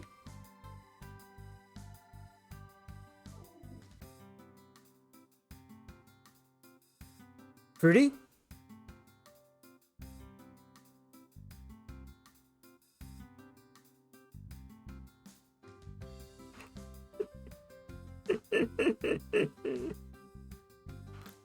It's funny because I'm doing the hand gesture as well when I said that, and then I stare at you doing the hand gesture over and over again.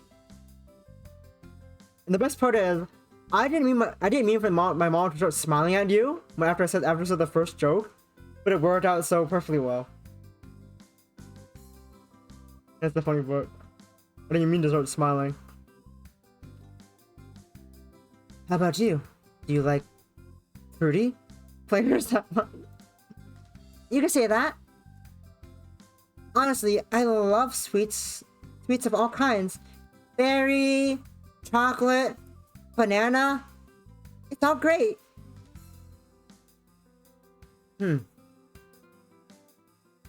Well, did you look the type? Yeah, wait. What's that supposed to mean? What's that supposed to mean? Nothing. Victoria takes a sip of her chocolate smoothie. No, no mint enjoyers. No, you guys are not y'all not mint enjoyers. Chocolate mint.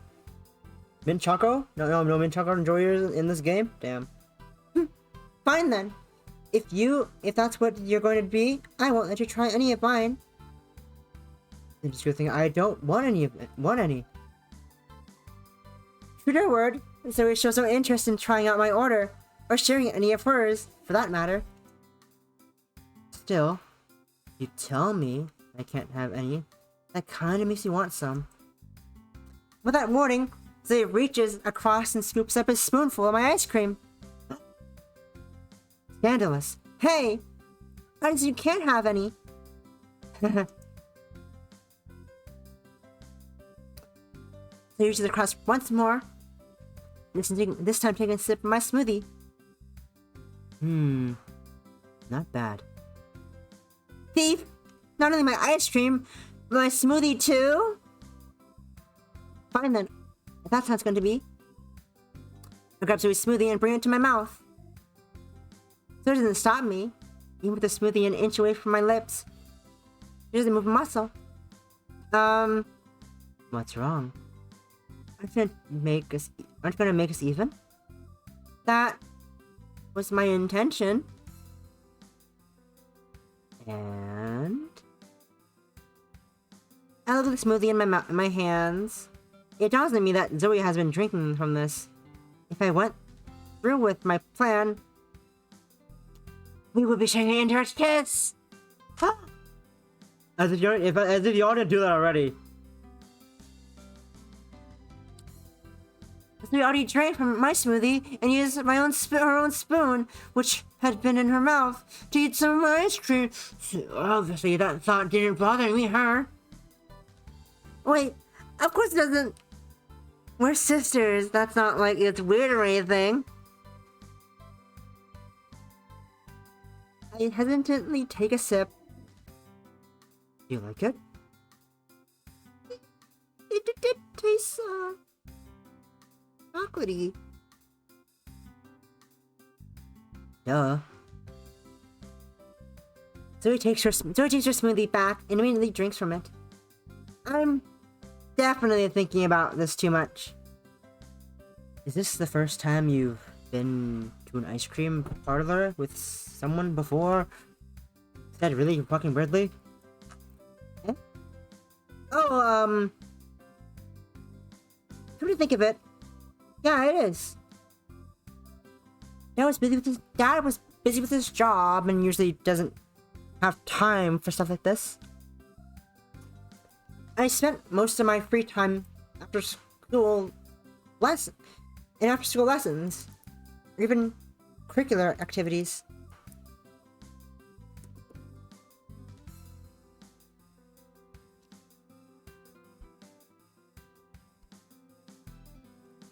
My friends were bitter when I never went out with them, but I think I made the right choice. School comes first, right? For the first time since we met up after school, Zoe's expression changes notably. She looks surprised to hear what I have to say, perhaps even shocked. So, that's how it was. I love Dad and all, but it was pretty lonely, you know? You know what I mean? What am I saying?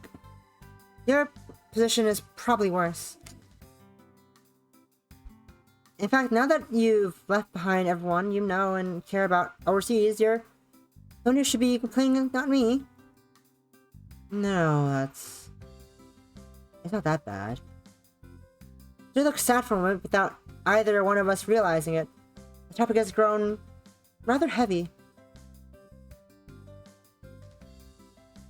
Back to her usual serious expressions, Zoe's words are the only indication of her sadness. Like me, she'd been thrown around due to the circumstances of our parents. But in her case, Zoe has come to this foreign school without her mother, hardly a parallel to my own situation.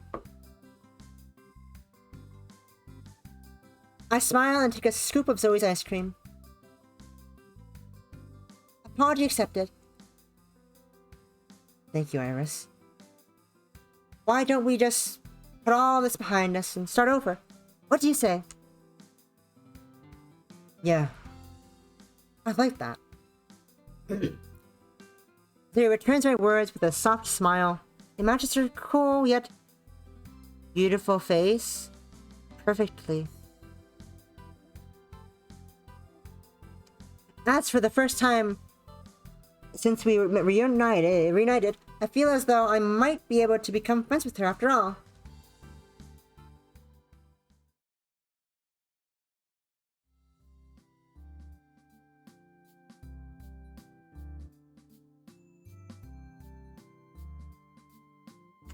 I slump down on my desk as my first class for the day comes to an end. It pains me to think about, but my day has just begun, and there are many agonizing hours to go. My only solace comes in the form of calculus class, which is shared with my little sister Zoe. Since our encounter the other day, the two of us have been getting along much better, and I'm honestly looking forward to spending time in class with her. Wow, you barely moved. Assuming she shows up, of course. Alright, simmer down for a second. I'll be stepping out for a bit, so class will start a few minutes late. When I come back, I expect to see you all in your seats and waiting for my return. Got that? La la la. Yes. Yes. As the time for our next class draws near, our teacher steps back out of the classroom and heads down the hallway. At the same time, his presence is replaced by that of a far more attractive and calming individual.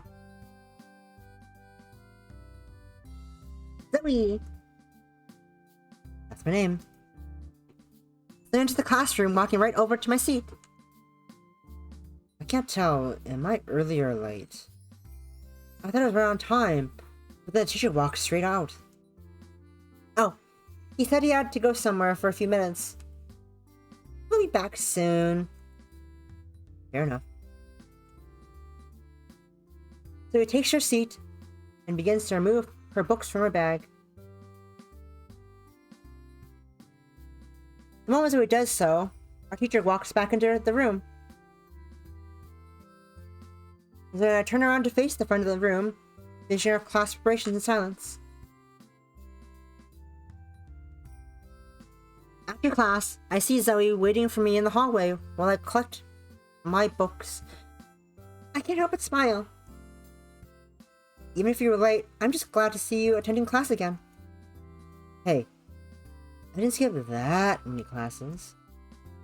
Besides, I'm a busy person. Sometimes class is the least of my worries.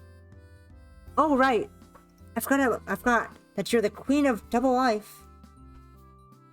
Zoe rolls her eyes. Mock me all you want. Right now, I'm killing it. Killing it? Killing what? And you do mean that figuratively, don't you? Zoe smokes and pull out a flyer. I take the flyer from Zoe and give it a once-over.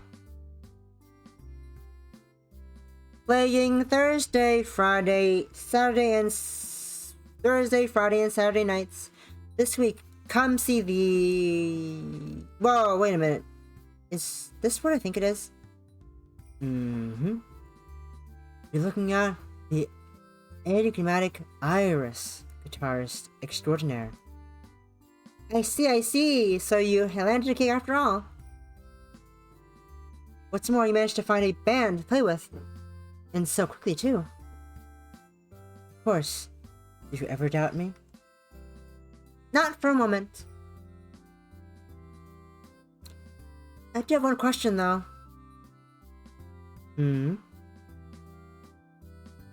Why the hell did you use my name instead of yours?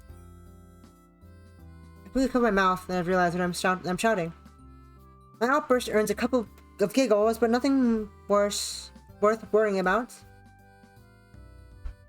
Have you forgotten already? I've been using your name on my applications. I'm too young to get any legitimate work. Or have you forgotten what happened last time? Don't remind me. Most of these places just rely on a background screening, so with your name, they'll see I'm old enough. 18 Mimo left? Oh no. Oh yay! Woo! 18 to the goal! And you get none of them. I'm so sad. I'm so sad. You don't get any of them from Olivia. I'm so sad you don't get to keep one. I'm so sad. It's so sad. Why? Why the life? Why is the world so cruel? You can't not keep your own Mimo. The world is cruel to Olivia. It's painful.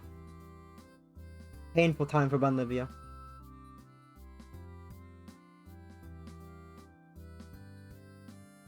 Sad time. I sigh and shake my head. I just promise that it's a respectable establishment this time. It is. I guarantee it. In fact, you're welcome to come along and check it out yourself, so you don't believe me. No, it's okay. I trust you. Zoe stares at me blankly. A moment. You're welcome to come along and check out yourself. If you don't believe me. I heard you the first time. I trust you. I start mid-sentence as Zoe continues. And as Zoe continues, begins to. I start mid-sentence as Zoe continues, begins to pout. It's at that moment that I realize what she's trying to ask me. Then again, it would be a pretty lousy sister if I didn't come to check out your first band performance. Besides, I can't have you using my name while you hang out with seedy characters, you know? So we breathe a sigh of relief.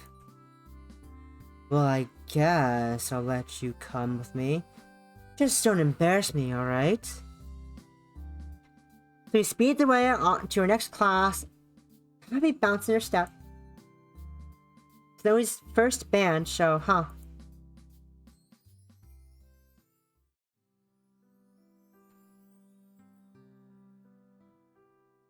After school, but still before dinner, I hit the street with Zoe after returning home to change. We walked together to the venue at which she set to play. Zoe's planning to meet up with the other band members just before the show begins so they can cover their plan for the night.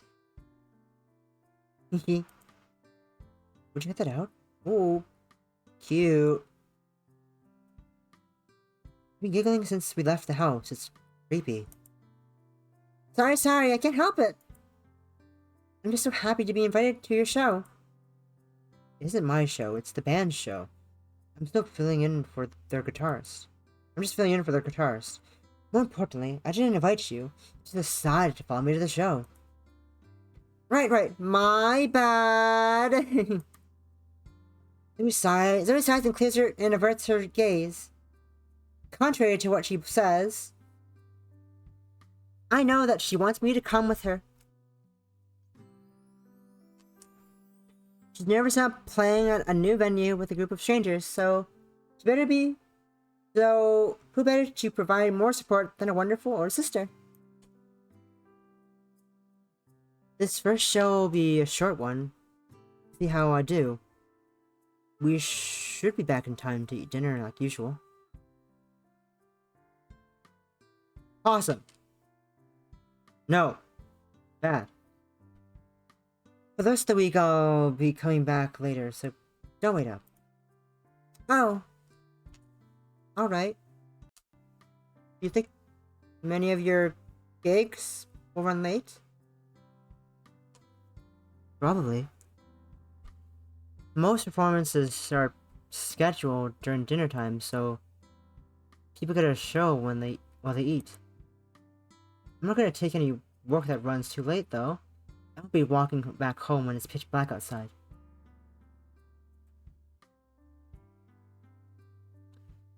I feel a sense of relief at Zoe's words. While she would never admit to it, I'm quite sure she added that last part for my benefit. Anyway, we're almost there. It isn't a long walk from our place, as long as you know the way. Already? Whoa! How do you let a geek so close to home? I've only sent out applications to local bars and restaurants. I'll probably need to take work further away in the future, but for the time being I should be fine working locally. But that doesn't mean you crash my shows, alright? Tonight is just an exception. Yes, yes, whatever you say. Wow, this bar looks very similar. It's a very similar looking bar. Zoe and I walk to the venue together. Once we arrive, Zoe meets up with her temporary band and heads backstage, leaving me to wait with the audience for a show to begin. I feel awkward at first. Ordering in a bar without ordering anything or talking to anybody. But that feeling disappears the moment Zoe steps on stage. Together with her band, she floods the dining area with music. Before long, I'm unable to hear any of the conversations around me, or the television behind the bar. All eyes are directed towards the stage, mine included. The performance ends after 15 minutes or so. But I'm told that there's just taking a break. After 10 minutes, they'll be back on the stage. I take this opportunity to tackle my sister. Zoe! That was absolutely amazing! No wonder you want to play so badly. I couldn't believe my ears. Iris, shh, keep it down. I'm supposed to you, remember? Stop calling me Zoe. Oh, right. Iris, that was absolutely... I get it. Stop already. Besides, it was nothing special. I was just playing what they told me to. That's not true. I don't think you understand just how talented you are. So Iris. I know I was skeptical about you playing in the evening. I can see now how serious you are about it. I promise that I'll be nothing but supportive from now on. Iris scratches her face and averts her gaze. She's blushing. Thanks for the hydrate.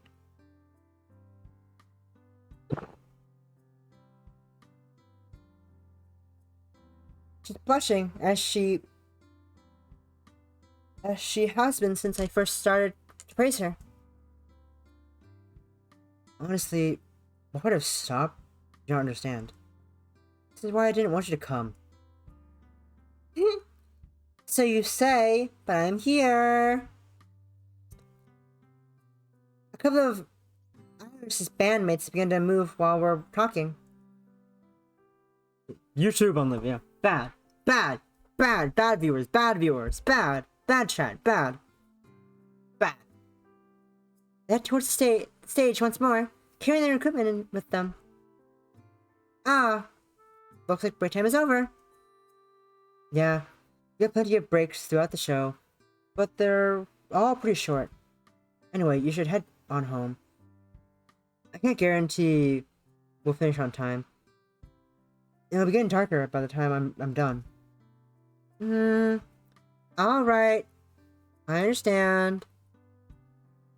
I don't like it, but don't you just say I have faith that she'll be alright. Of course I will be. I'm not some helpless little girl, you know. I'll stick to bottled water like I picked out myself, and if it gets too late, I'll make sure to call a cab. You just hurry on home. I reluctantly nod and take a step back as Iris picks up her guitar. Looks like a rub. Sorry to cut this short, but... No, I understand. Not better, Iris. Still don't mind making the sister is made of. Yeah, thanks. Blushing at my remark, Iris takes a few deep breaths and heads onto stage. Her figure retreats behind the curtain that separates the audience from the preparation area backstage, and I am alone once more. Even so, I don't feel lonely or disheartened. In fact, I feel more excited than I did when I first heard that Zoe would be playing. Iris would be playing.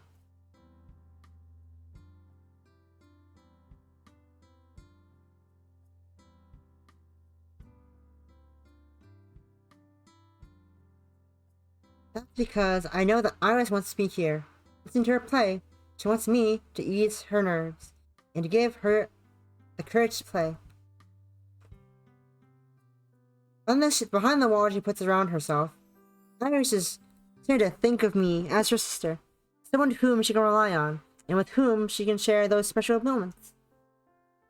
After being estranged for so many years, we're finally on our way to becoming a real family.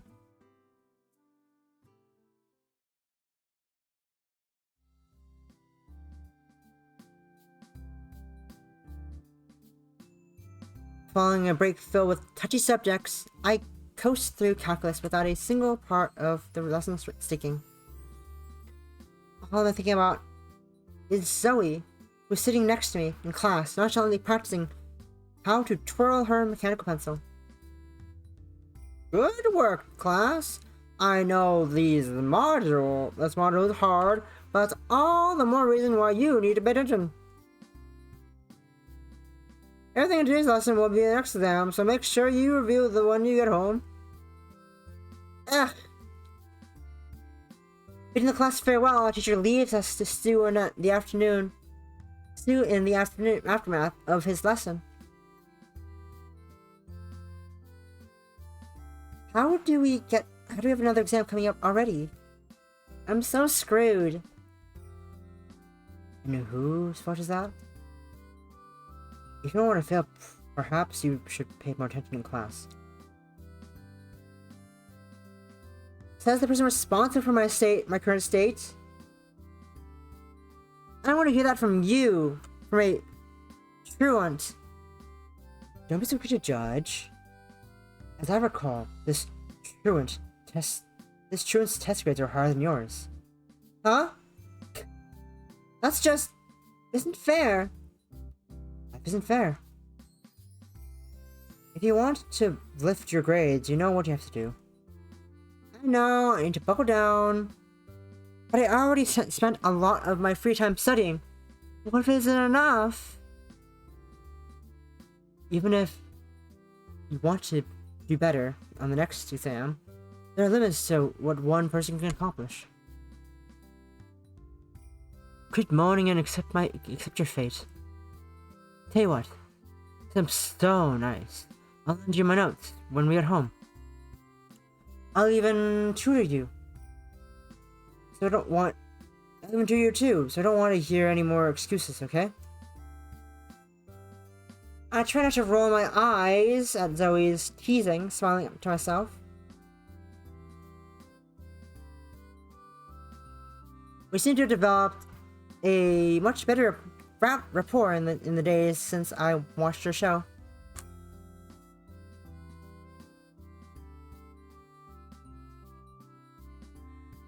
But she did love to mock how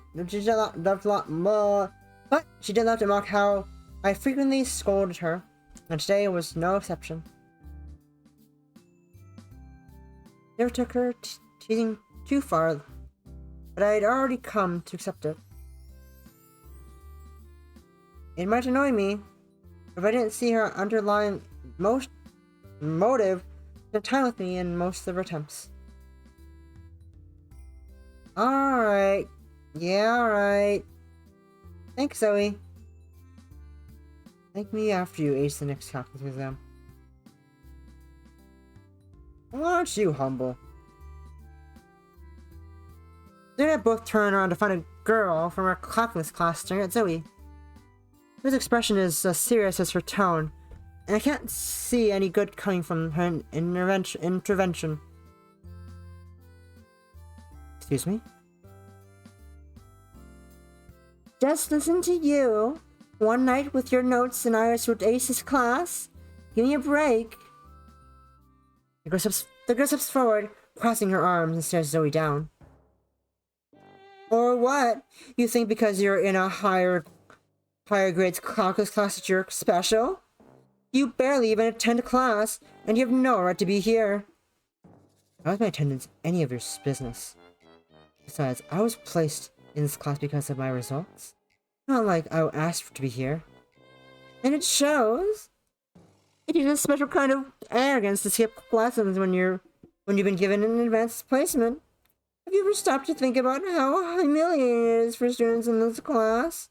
Your own sister attends every lesson diligently, yet you can't even be able to bother showing up. Think you know better than her? You should do everyone a favor and just quit.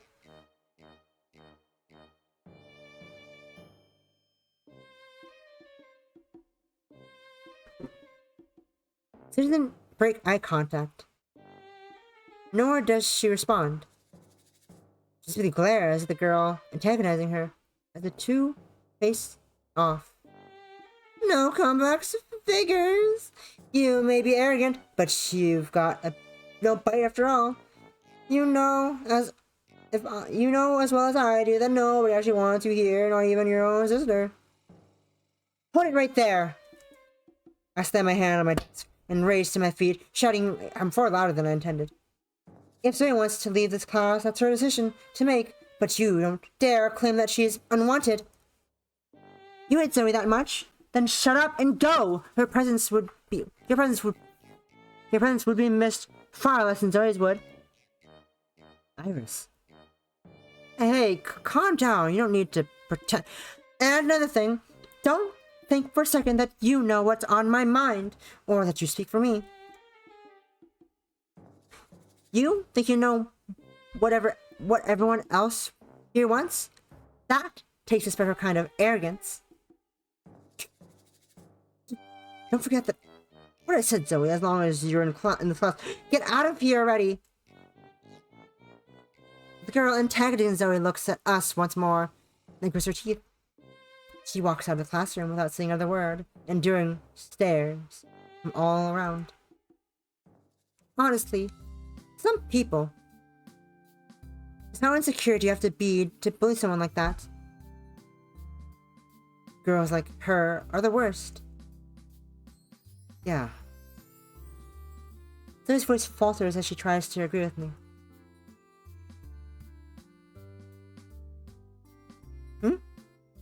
What's wrong?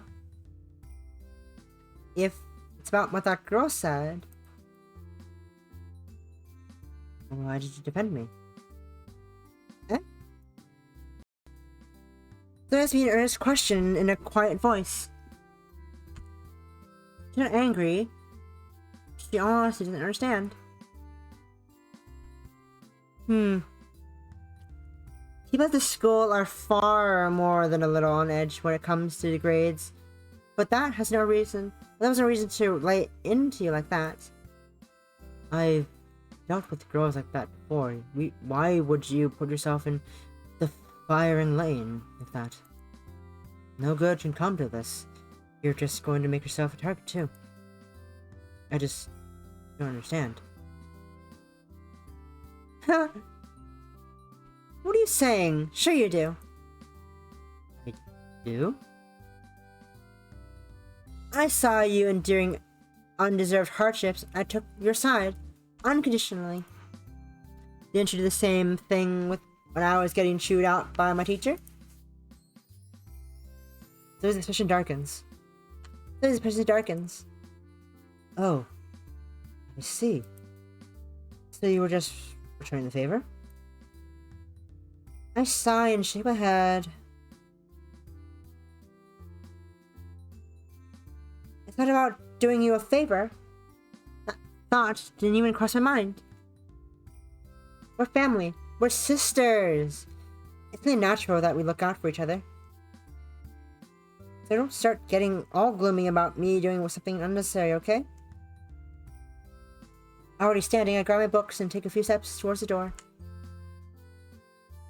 Anyway, we can continue this conversation later. For now, I need to get to my next class before I pass out. Talk to you later, okay?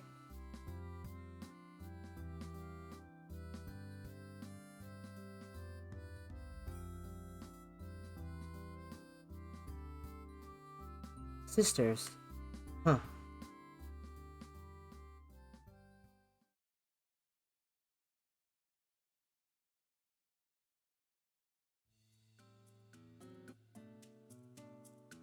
I kick off my shoes and sprawl myself out on the couch. Home at last. After spending the last half of school in extracurricular activities and desperate for peace, I'm relieved to finally get just that. Even if it's a tad late. Phew. Nothing like a quiet night at home, huh?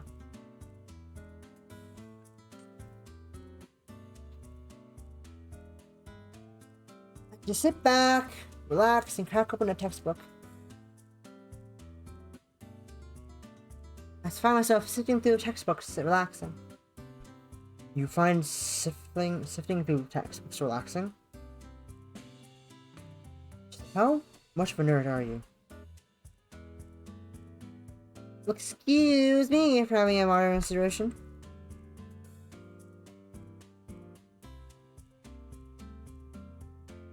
I have something to do when I'm home. And that something is studying? You could at least learn something useful, like how to cook. Ah! I look towards the kitchen. Truthfully, I want to learn how to cook, but always,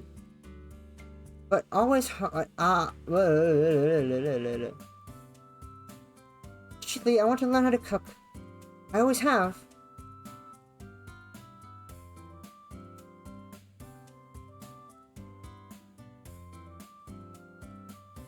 In practice, however, things never go so smoothly. Alright. Give it to me. Since you don't have a show tonight, I'll make dinner for both of us.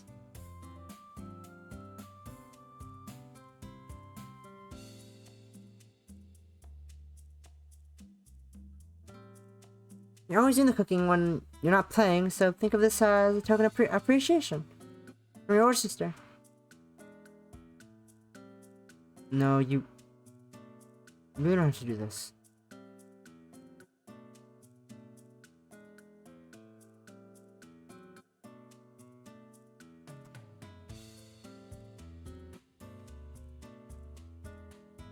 No, you really don't have to do that. I was saying you should learn how to cook, not take over for me. So I'll learn through experience. How about that? It's dangerous. If you remember what happened last time?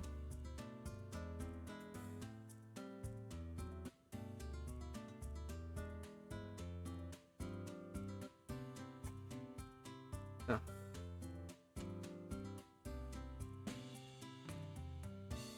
You stay away from the kitchen until you're prepared. Come on! You can't make a cake without cracking a few eggs.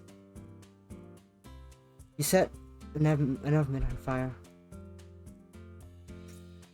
Detail.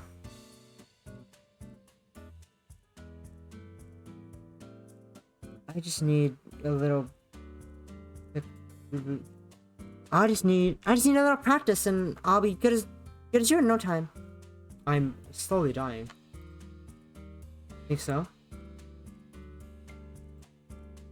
I don't know why I'm slowly dying.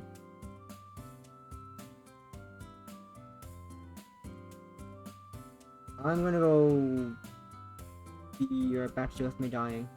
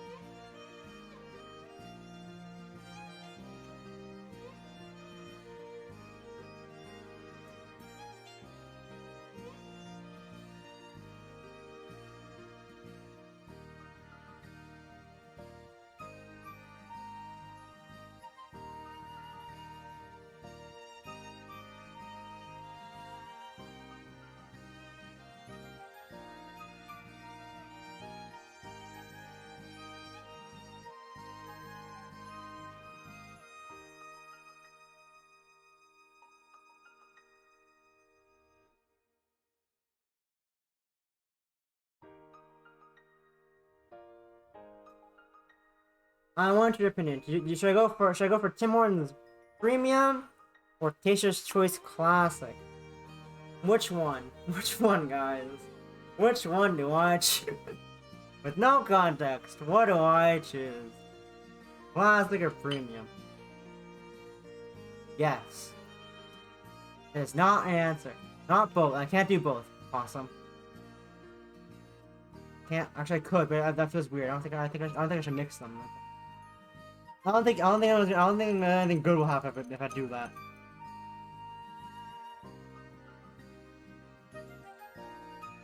Classic, Tim Hortons Premium, or Taster's Choice Classic? What do you guys? I would love your input. Wait for the kettle to exist.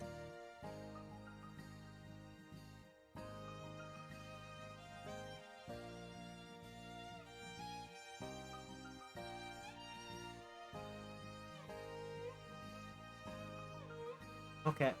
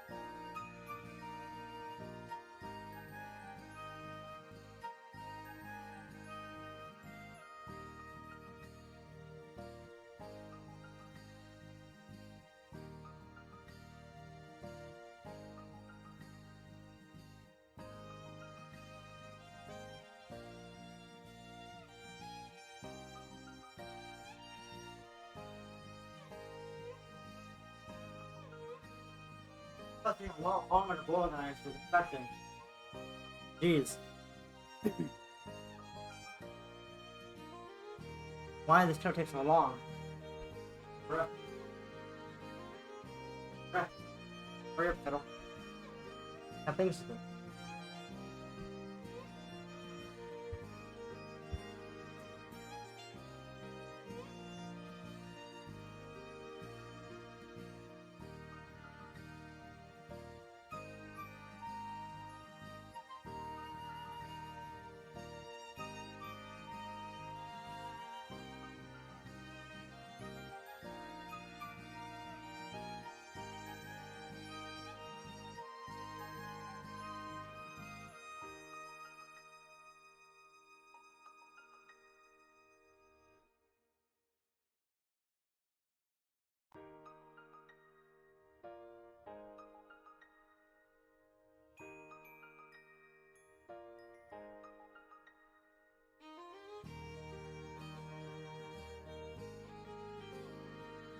How's your day been, Possum? During your Sonic Sunday? We got Sonic Sunday stuff? I can't read chat. Distance? I can't read chat from here. But I'm still yelling at you, nonetheless.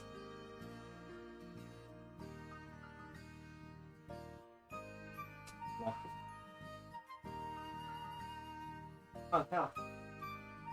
Oh.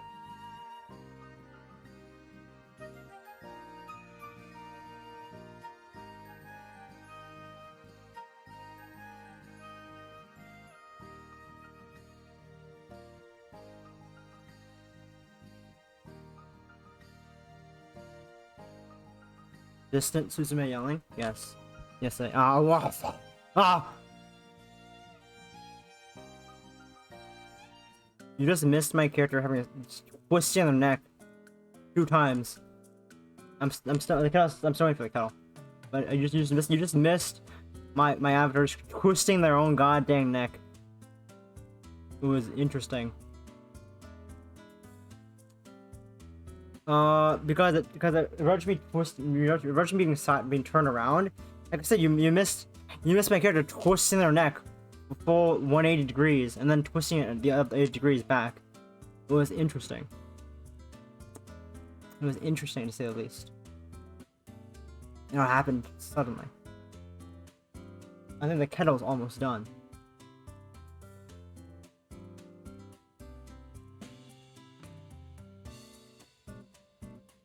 One of my friends just ended. Who's that now? And also, where is their queue? Bombard them with all of their tit redeems because they finished their stream, and they never clear their own queue. It's I clear the redeems. That's me. And now the kettle's done. Time to go get the thing.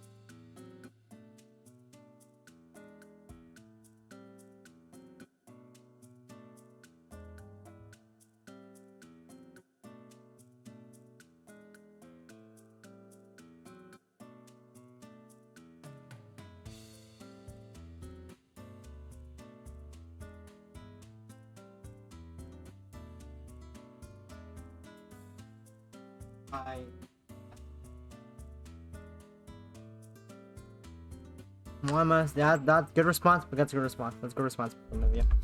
I returned with caffeine with a lot of coffee mate in it. Because I don't like straight caffeine. Cause I'm gay. Lol.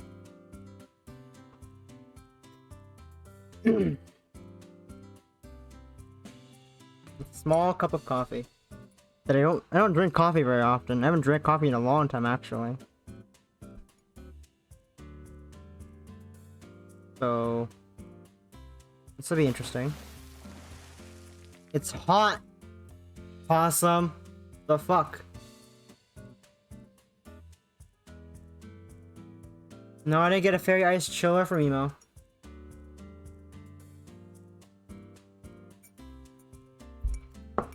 This is... I forgot how... I filled this up way too full. This is way too full. This cup is way... This cup is... 102 heat index here? Let's see.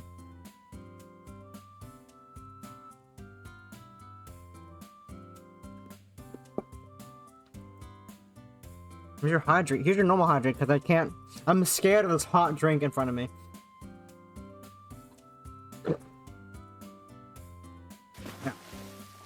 Ow. Ow. Ow. It's real in there.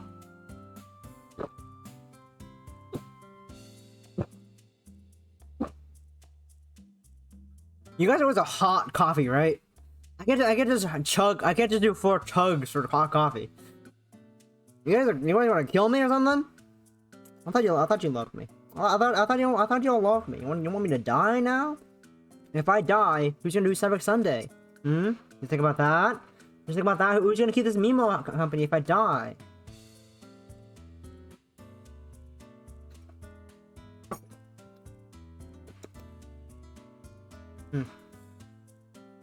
You didn't think about that, did you? You didn't think about Mimo.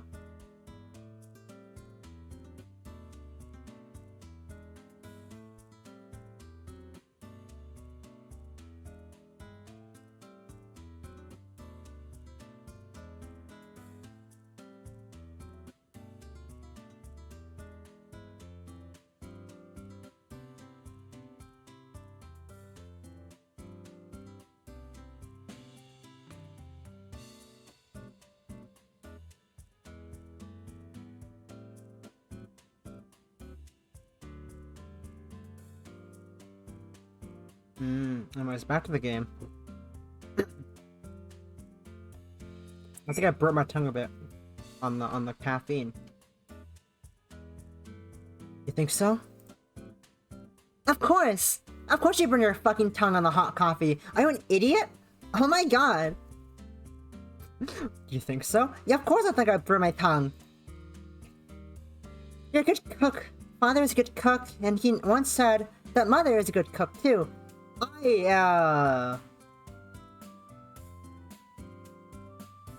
It must be genetic.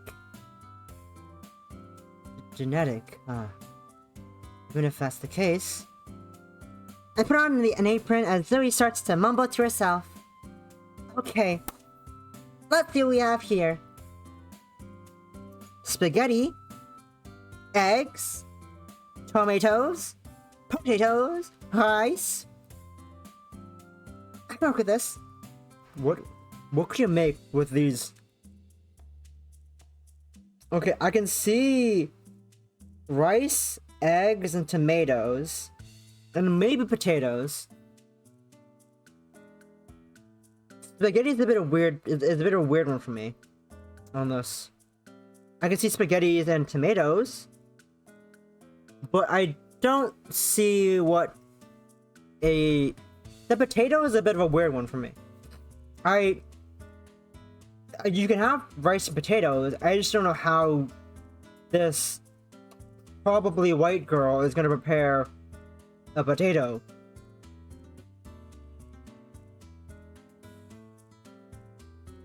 Yeah, but it all depends on how they prepare the potato. No, you have fried rice with eggs and rice and tomatoes. I can get the, but I don't know what the... Possum, no. We're not gonna eat a raw spud. A raw spud?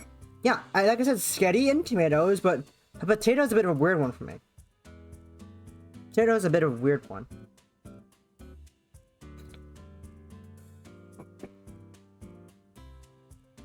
start putting in ingredients when I feel Zoe's hand on my shoulder. Zoe? Yes? I'm not so sure we can rely on genetics here. Have you ever thought that maybe we...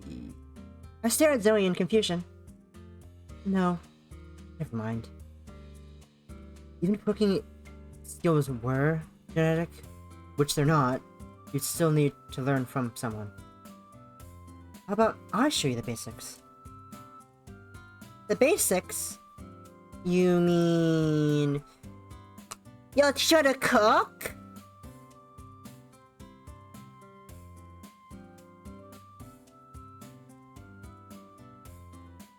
I do love it. I put so much effort into making that shocked face. I lift my bangs up, stare at the camera, raise my eyebrows, move my head, open my mouth. So much work goes into making the surprise face. Expressions rely very much on eyebrows. And if I can't see my eyebrows, I can't do the surprise expression. It's crunchy like an apple. Look, Possum. Just because potatoes are called apples of the earth does not mean they're apples in French. Just because they mean apples of the earth in French does not mean that they're apples, Possum. Of course. I'm going to be eating whatever you make, after all. I'd prefer if it was at least edible. How mean! Alright, let's do this. With Zoe by my side, there's no way I could fail. He puts on an apron and pulls out a pot, a potato peeler, and a knife. Hands me the peeler in half, fills the pot with water, and places the pot on the stove top and turns on the heat. First things first, peel those potatoes while I slice these tomatoes. Once you're done with them, cut the potatoes up into wedges, then... Whoa. Slow down. Peel the tomatoes, then peel the potatoes. Once they're peeled, cut them into... What are you doing? Peeling a potato? Yeah, but why are you peeling it? Zigzag. Straight lines so they overlap one another. That's how you get rid of the skin without sacrificing anything worth eating. Oh, I get it. Straight lines, like when you're shaving your legs. Sure. Just like that. This coffee tastes horrible. I need more creamer. I do not like coffee.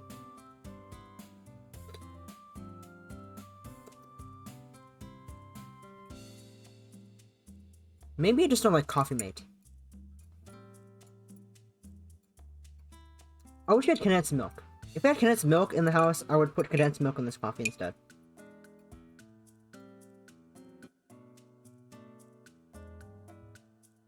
What do we have in the fridge? What do we have for this coffee?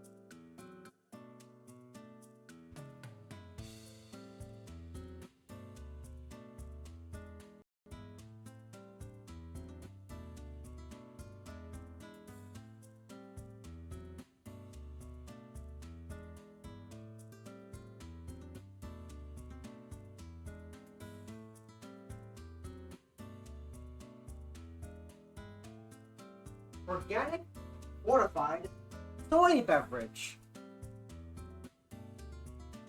Organic fortified soy beverage.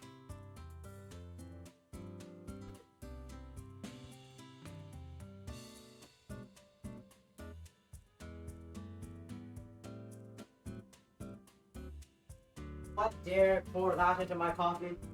Organic fortified soy beverage. Soy beverage? Not even calling it soy milk? Maybe it doesn't have. Maybe it doesn't.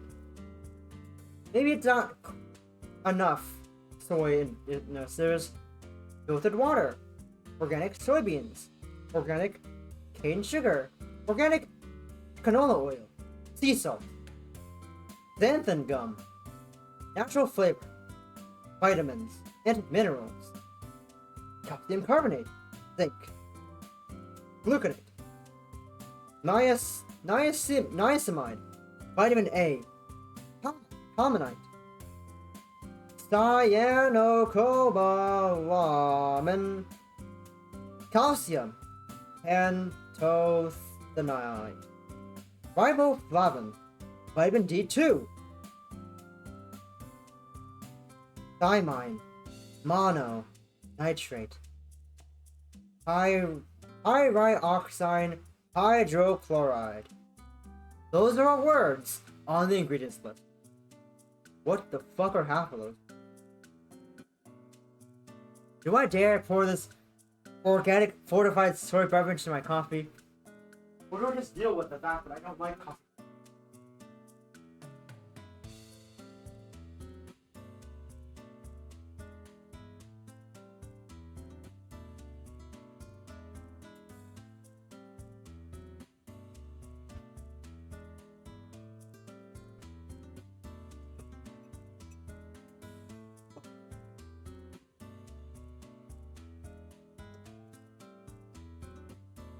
Maybe I just need more teaspoons of the coffee in it. Oh, too late.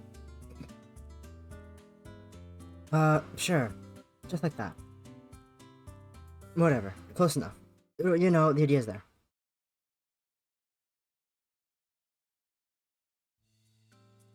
Alright, and done! Phew. That was hard work. You peeled a grand total of one potato. Let's just on. Here, take this knife and cut the potato in half. Yes, ma'am. I landed the knife with the potato and tried to judge where the exact center. Something tells me you're not holding the potato.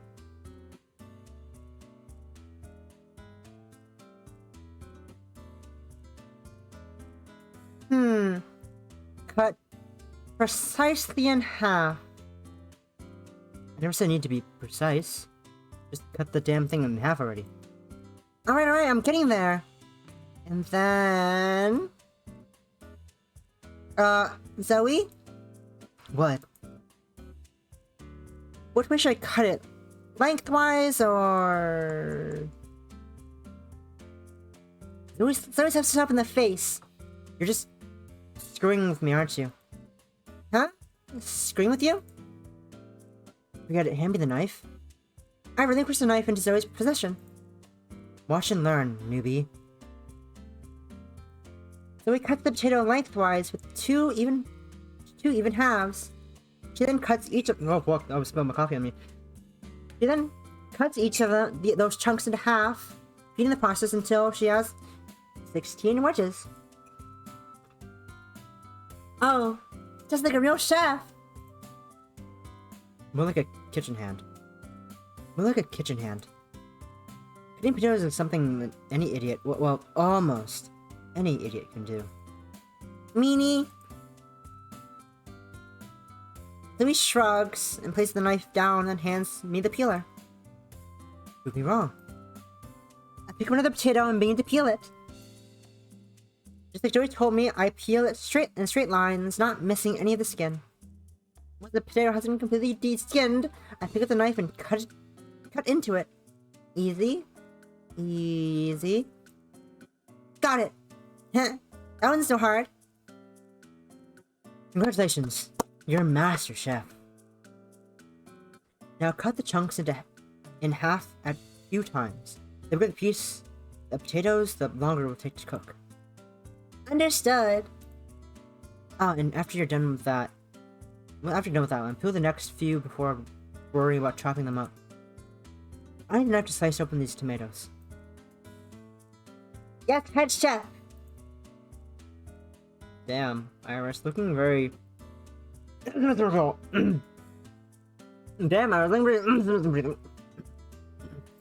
As the meal gradually begins to take shape, then it takes a step back to watch the stove as it do its magic. On the top is a pot with fettuccine pasta with... You said you had spaghetti. You said you had spaghetti. Where did the fettuccine come from? Right next to a pan with fried tomatoes. Unless you said pasta is just spaghetti. But how do you know that's fettuccine pasta as opposed to your assumed spaghetti? In the oven are the potato wedges. And last but not least, the eggs are sitting on the counter, waiting to be cracked. So we just wait? That's the idea. Wow. This cooking thing is easy. Follow some basic instructions and lay them out while the stove does the rest.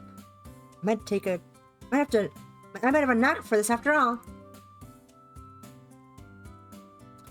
I just realized she has a piercing here. Nice.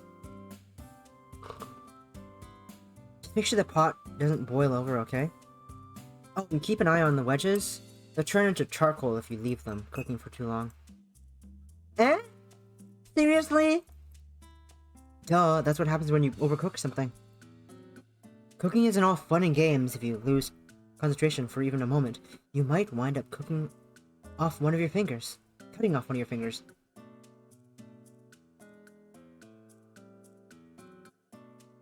Even the, even that one? Even that one, Possum? I'm assuming you know, because you played the other version of this game.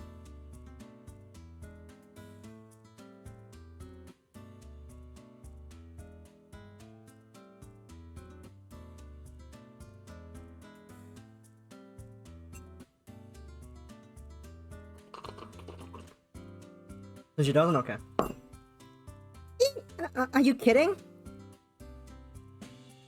Okay. I'm not kidding. Oil burns, knife wounds, gas leaks, fire, Okay, I get it. electrocution, salmonella, dismemberment. Stop already! Stop it! I understand. I'll keep an eye on the food while it cooks. All I ask. I breathe a deep sigh and smile at Zoe. But you know, even if cooking can be dangerous, it can be kind of fun to have you show me how it's done. We should do things like this together more often. If you want to, of course. Sure, I'm game. Who knows? Maybe one of these days I'll come home for a big gig. To smell of home cooking. And housewife Iris will be waiting for you in nothing but an apron.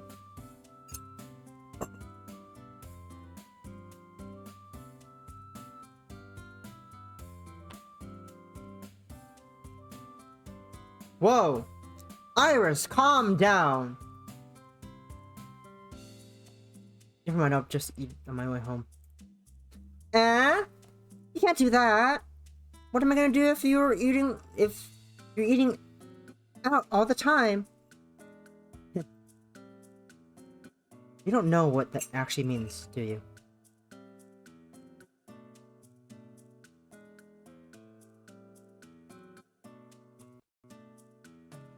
I mean, Zoe could be eating out.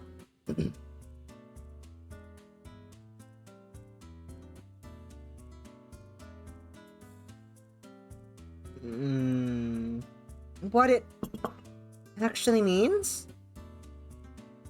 Never mind. No, tell me. Fine.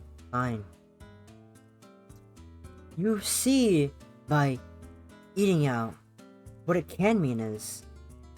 Oops! Time to turn the heat down! Hey, stop laughing and tell me already. Zoe!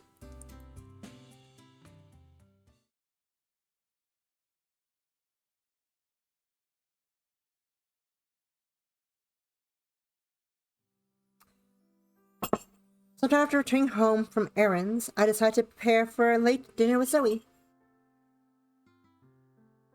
I'm not terribly hungry myself, but Zoe will be too tired to cook when she returns, so it's either this or we order takeout. Or we eat it out.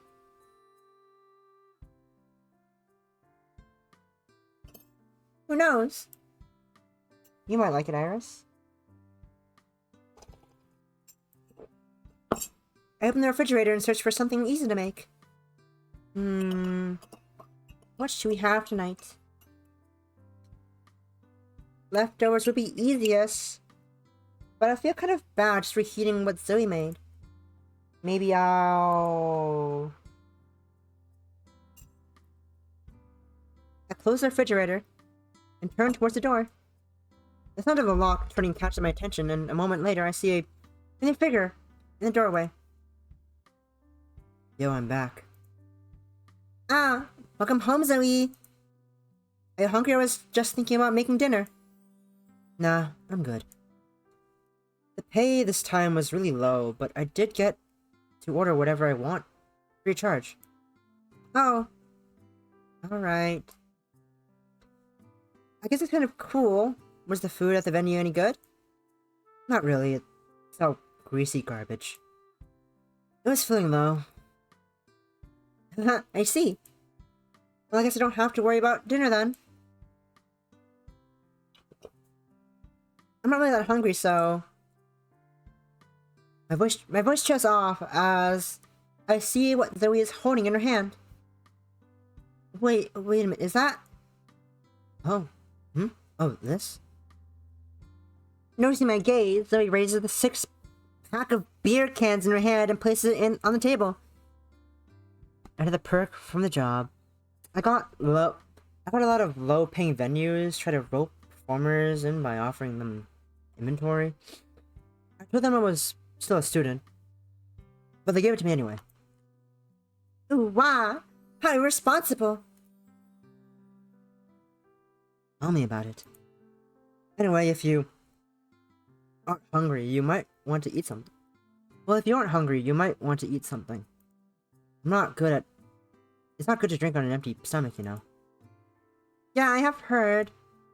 Hold on, are you saying that you wanted me to drink all of this? Not at all. Just half.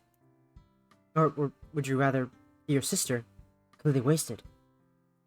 No, that's... Can we just, I don't know, not drink it? That would be a waste. Then why not just have one can? Moderation's important, you know. Oh? I thought you didn't like to half-ass things.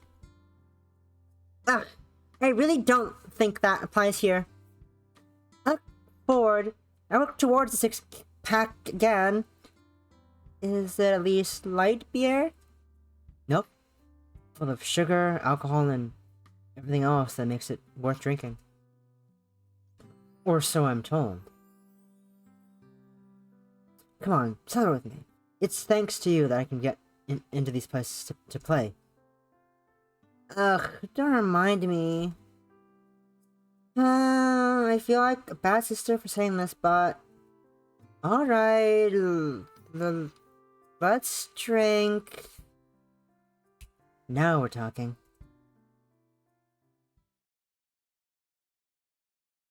Gonna get some drunk shenanigans, I want? No.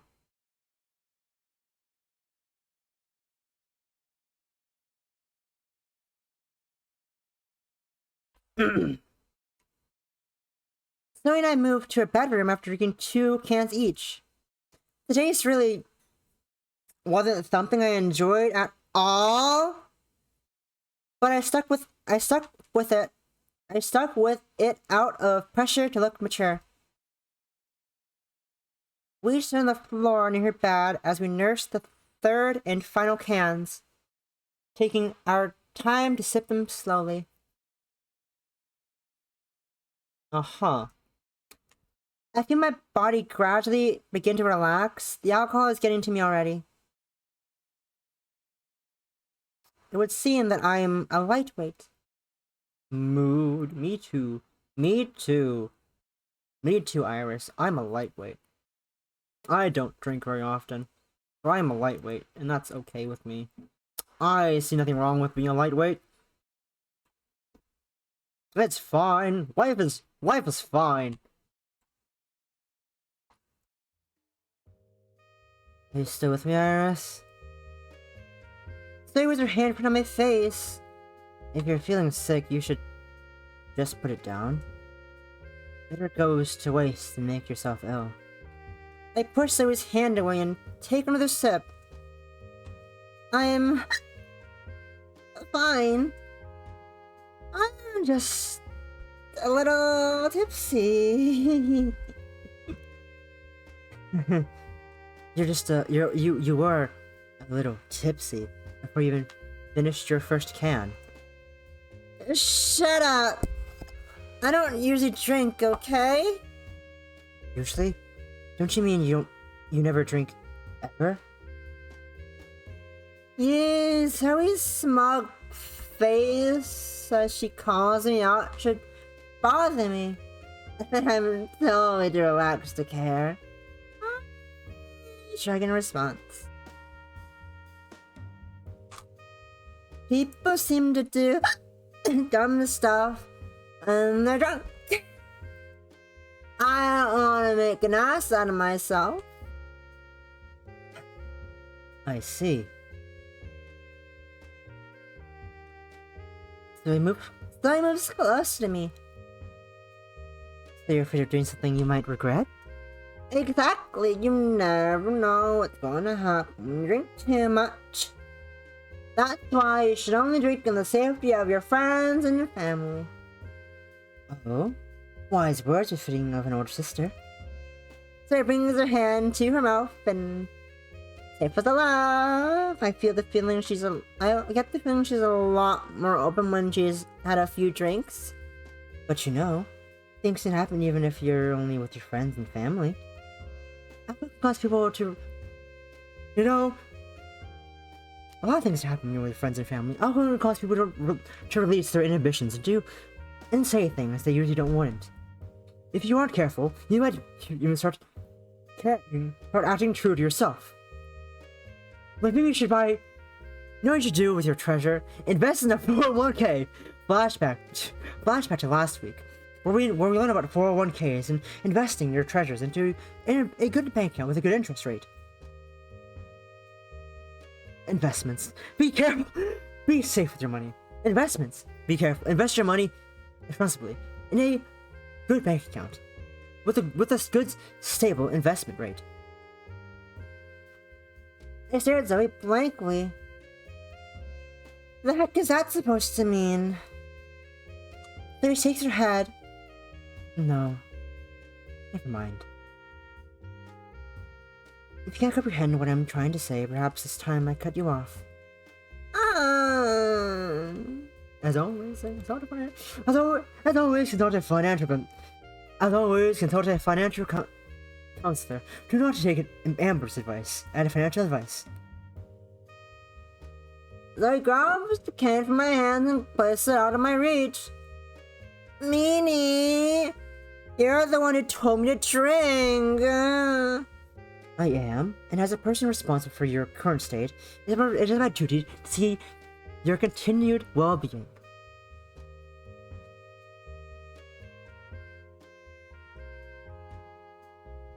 You know, you're surprisingly already. You talk well, considering how much you drank. I'll take that as a compliment. Also, the word was articulate. I'm very articulate. I appreciate the compliment, still. Even so, don't forget that alcohol affects different people differently in different ways. My friend is playing Boomin. Then she ends stream to play Boomin. She's about to start streaming Boomin. Right this second. Bro. Are you literally about to start streaming again? For fuck's sake. I closed the stream and have to open it again. For Boomin. What the fuck, Ren? What are you doing? I swear to fucking God. If you We're playing Boomin now. Just play Boomin, for fuck's sake. With Kaizen. What the heck? I can't believe this. They didn't write me. I'm shook. I'm busy anyways. Some people become loud, some rude, some are giggly, and others... Zoe? New paradigms. Achievement unlocked.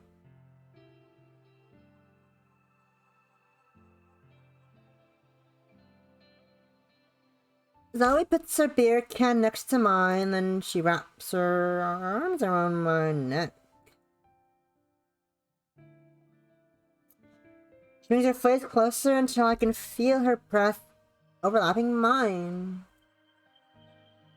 Zoe, you're a bit close.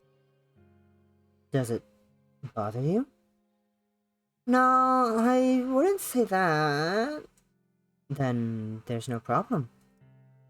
Zoe continues to bring her face close to mine. My first instinct is to push away, but even as I feel her breath on my cheek, I can't bring myself to do it. Zoe? Are you... Zoe stops moving closer.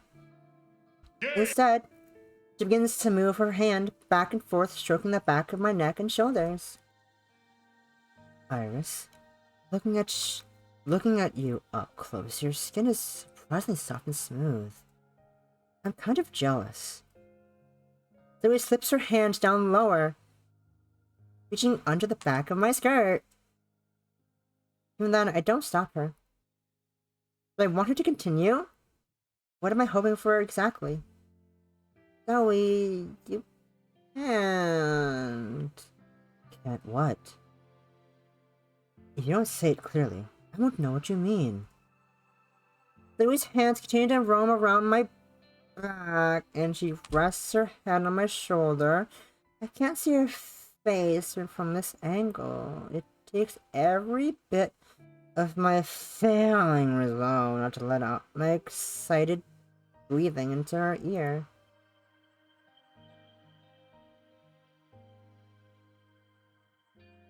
Yeah. I jump in surprise as I both feel and hear a faint click. Back of my shirt drops slightly and I realize Zoe has unclipped my bra. Sorry, I was trying to move it out of the way. Zoe pulls up my shoulder, her rich dark hair falling on to one side in a messy manner. Her eyes look sleepy, staring at nothing, dazed despite her coherence earlier. I'm sure I'm not much better. Only then do I realize how close we are. Her lips are barely 3 inches away from mine. I bite my lip to stifle a gasp, which causes Zoe to look at me. It's need to wear a bra, you know, it's just us here. No, but this is Just a bit skinship can siblings. I guess that's fine. I bring my face forward, inching closer to Zoe's. Though she hasn't moved any further herself, she doesn't pull away either.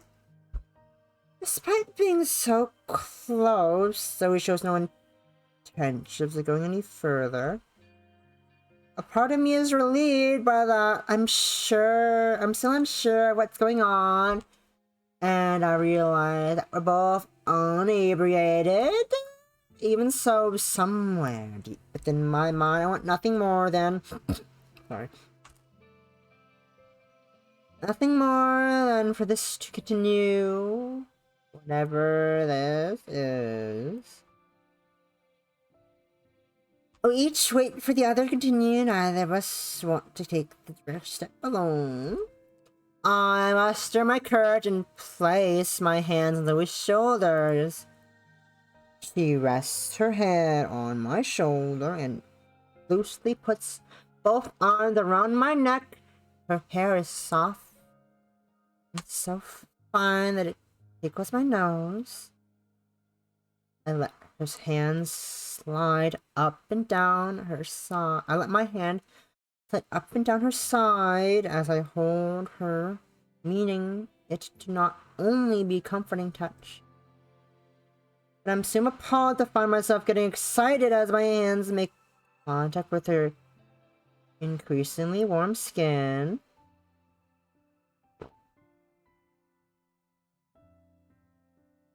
Her skin has hitched up, revealing her skirt. Her shirt has hitched up, revealing the expanse of her hips to my roaming hands. I try not to show my reaction, but cold chills break out all over me. Not about to complain myself. My body stiffens, breaking the moment. She starts to climb off my lap. Before I can think, I grab her jacket and halting her movement. What do I say now? Searching my mind, I try to think of something to say, but I come up with nothing. All I know is I don't want Zoe's touch to stop just yet. I move my hand back to her waist, seeking the bare skin there.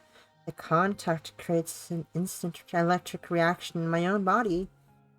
Zoe shifts forward, steadying herself with her hands on my shoulders. I feel her linking them behind my back, my head.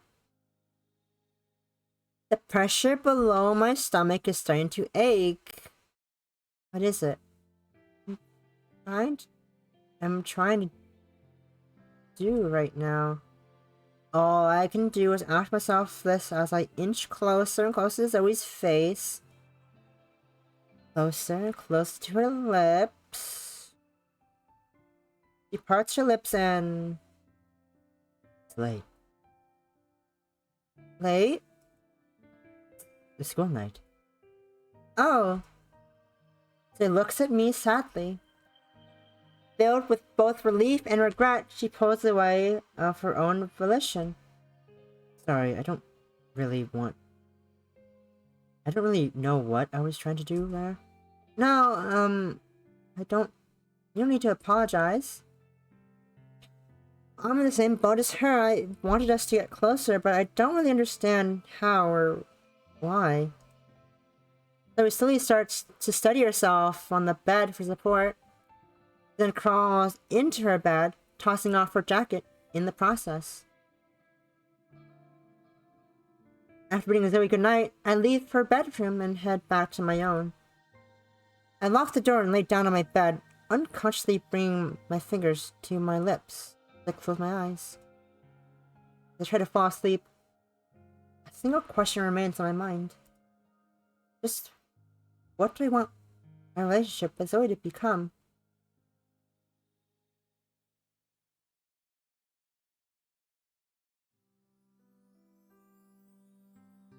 The morning after drinking with Zoe, I find myself regretting my decision to go on with the flow. My head hurts and the world is bright and loud.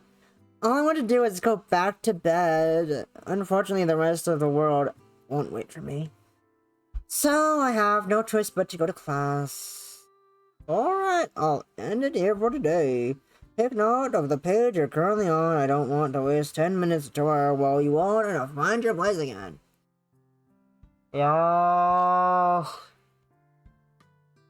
My teacher leaves the classroom as our first break of the day begins. At the same time, the classroom is suddenly filled with chatter, and I can feel my head splitting in two. Oh, you're about Katie's boyfriend? You mean the college guy? Yeah, that's the one. I proposed, the weekend, can you believe it?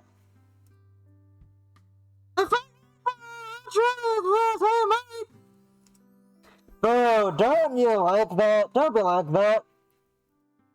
So what do you think? Will she accept? My skin is crawling just looking at him. That's so mean. Not that you can land on a guy anyway.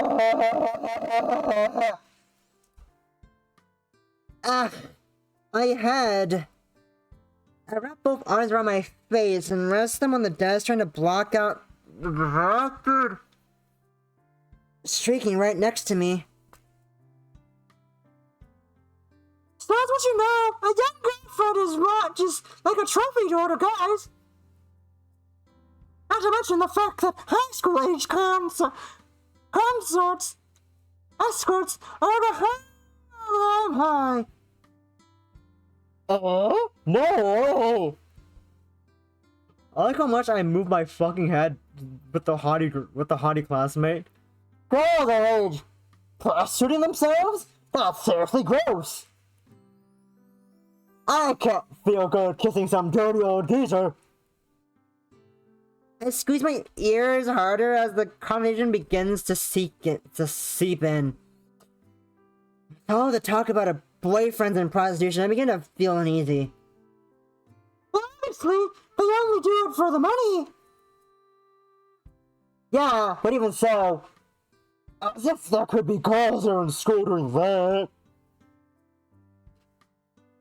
It's not that uncommon. You just need to know what you look for. Like if a girl has a prior attendance, a nice wardrobe, and piercings, stuff like that.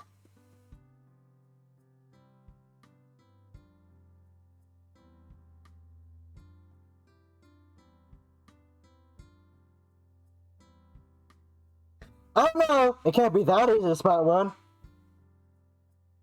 Oh, not to mention it. You don't think... Let's ask her! Hey, Zoe! Yeah? I instantly look up as I hear a familiar voice. Just by myself, my heart begins to quicken a little as I see her.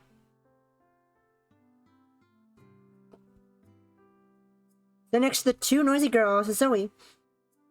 She doesn't look at all out of place in a classroom filled with her seniors. We were just talking about schoolgirl prostitution. Just casually, very loud in this classroom. What do you think? How long would it take for you to sleep with a sleazy guy twice your age? Zoe shudders. I'd rather kill myself. Oh, that's what I thought. I thought you could get a hot guy if you wanted. Why settle for some old geezer?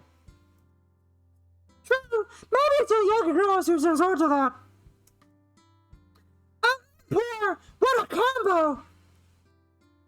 Alright, Zoe, there's something I've been meaning to ask. Zoe, do you have a boyfriend? This guy I know keeps bugging me to ask you, and I don't know what to tell him. Ow, my fucking throat. That hurts to do my... Why did I do this myself? I unconsciously lean closer as well, as they all wait for Zoe to respond. I'm fairly certain I know the answer. But considering how secretive she can be, I cannot be sure. I don't. Seriously? That's lucky. Can I give you his number? Or maybe... Tell him I killed my last boyfriend. Nice pick. You... Did? You're kidding, aren't you? What do you think? Speaking in a tone as serious as her expression, Zoe shows no sign of cracking a smile or laughing. Instead, she sits down next to me, not saying a word.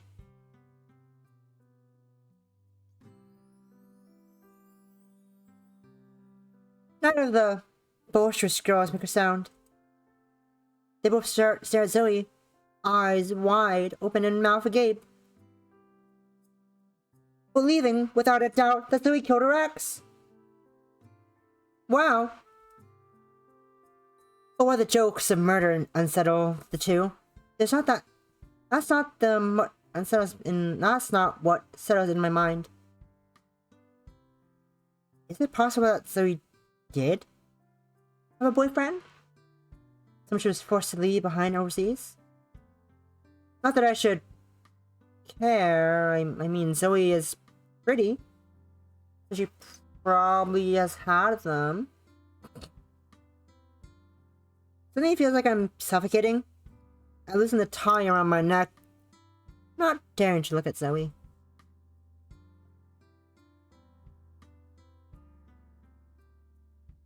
Zoe doesn't pay me mind, quietly preparing for class. Zoe. I unconsciously trace my fingertip at the bottom of my lip. If we had gone any further last night, we might have... Noticing my staring, Zoe shoots me a quick glance. I may look down on my lap, not in any way ready to eat her guys and but I'm saved by the teacher who flies in and instructs us to open our textbooks.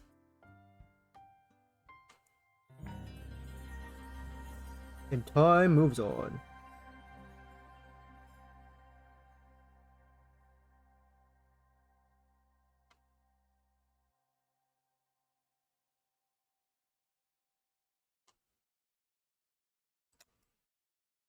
Phew, all done. I glanced up at Zoe, who is sitting across from me at the table. Her arm is propping her head up, while her homework is sitting in front of her. It doesn't seem like she completed most of the work, despite my numerous offers, Zoe did never ask for any help on the questions. And what's more, she didn't seem compelled to go out late tonight at all. Tired? Not especially. She leans back in the chair and throws her arms up, interlocking her fingers and stretching, then releasing it with an unceremonious slump. There's something to do around here. Ugh, it's so boring. At my crestfallen luck, so he quickly backtracks. We could watch a movie or something. Did you want to watch one? There's a movie I've been wanting to see on pay-per-view, I guess. That sounds great. What movie did you have in mind? Hopefully it isn't anything scary. You don't like scary movies? I guess I tried to keep myself away from scary things, considering I was alone a lot. It's a horror movie. My shoulders dip. At the same time, I didn't want to show Zoe that I was scared for some fake blood on a TV screen. Okay, let's watch it. Are you sure? Yeah, it'll be something new. With a chipper facade, I offered to make her popcorn. Zoe refuses it with a small shake of her head. While she looks at the movie from pay-per-view, that's a weird title, weird web thingy. I pull out the strangely oiled popcorn bag from a box and pop it in the microwave.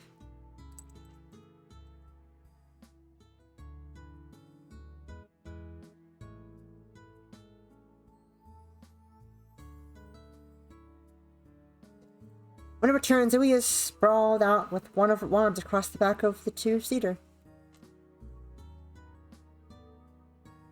If I sit on the couch, I'll be right next to Zoe. Feeling brave, I put the popcorn down on the table, then plop down on the couch into her arm. Trying to hug the couch? You didn't think I was going to let you sit over here by yourself, did you? She looks at me right in the eye as I say that. My heart flutters. Just kidding, I can sit over. Her arm drops down off the couch and to my shoulder, rubbing it reassuringly. This movie's supposed to be pretty scary, or so I've heard. So,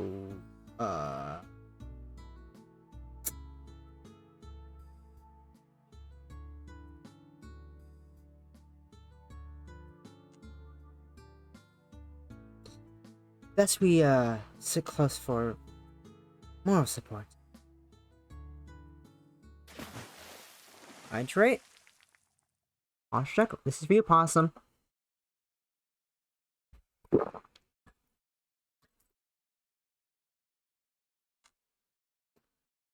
With that, the movie begins playing.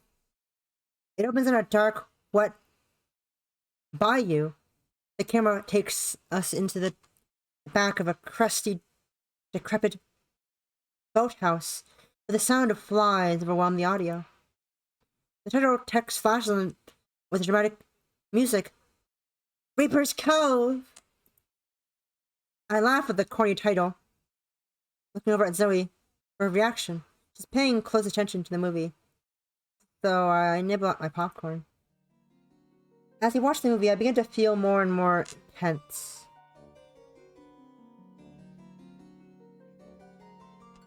The movie turns the lights down earlier, which certainly helps the movie's scene become more terrifying.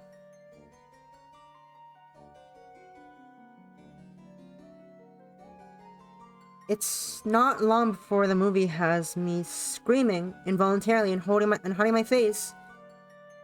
Zoe laughs at my reaction the first few times, but soon grows concerned.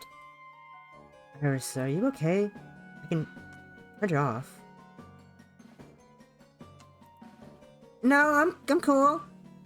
I lie, but she sounds like she feels bad, and I can't have that.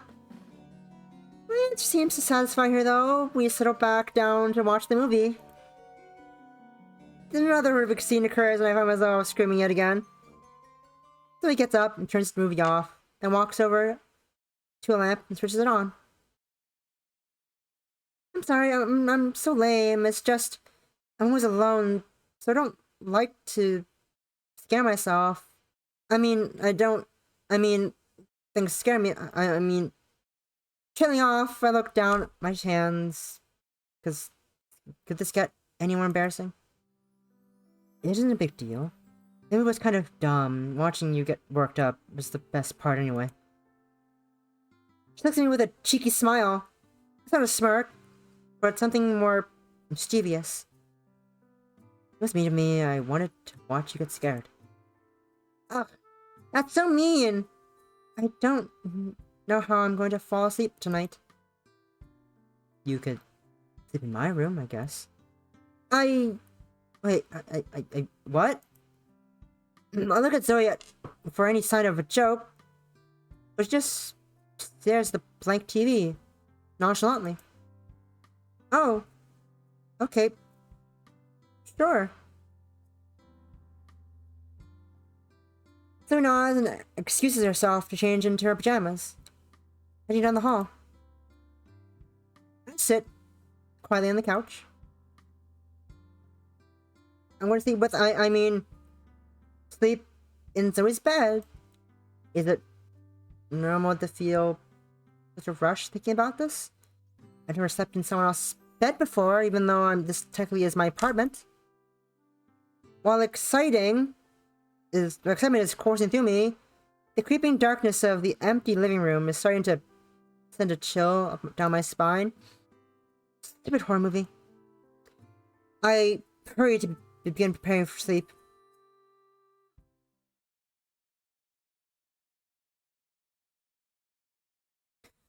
When I'm changing to my t-shirt and shorts, I knock on Zoe's bedroom door, which is lightly ajar. You don't have to knock, you just come in. I peer into the dark room. Looks like Zoe's already gone to bed. Here. They pets right next to her on the bed, lifting up the sheets. Alright, calm down, Iris. It's just her bed. Not a big deal. I approach, crawling into the bed. Being this close to Zoe in the place that she sleeps, her smell overwhelms me. It's warm and sort of earthy, but also pleasantly sweet. Maybe from her shampoo? I want to bury my face under a pillow and inhale. I'm probably making a pretty weird expression just now. I'm half thankful it's so dark. I'm sorry. Eh? I said I'm sorry. It's fine, the movie wasn't that scary. It was, but I'm not going to admit that. No, for being so mean when I first met you. Oh! Well, you weren't mean. I was. It was wrong to act that way. The truth is, I wanted to hate you. I was thinking that I might admit I was wrong. Eh? You admit you were wrong? But my attempts at an order the top... I can't read. Despite my attempt at an over-the-top reaction to lift the mood, it continues unabated. Yes, I believe I may have misjudged you. I came here representing you, father, mother, and everyone else. I didn't want to attend this stuffy school or live with you. All of it was just another reminder that my life is always being decided for me by the people. I hated it. You who had this totally normal, well-adjusted life. I didn't want to get along with someone with everything. But I was wrong to include you in that. None of the circumstances in my life are your fault. And you're just as much a victim of our parents' whim as I am. That's why I apologize. Honestly, I just wanted to push all my anger onto someone. That's a surprising, mature thing to admit. At my old school, if you get angry, they sit you down in detention for dissent.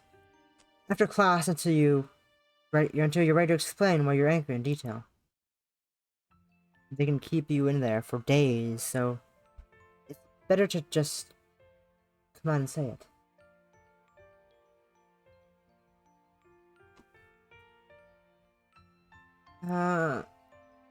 Is that legal? Or healthy? What the hell? It gave me a lot of time to think about my emotions, but mostly I just learned how to hide them better. Well, I wouldn't have jumped to conclusions about you so quickly. After all, you left your entire life behind to come here. Not really. You didn't leave anyone behind? Zoe shrugs, as she so often does. So... do you have anyone? Back at your old school. She stares at me blankly.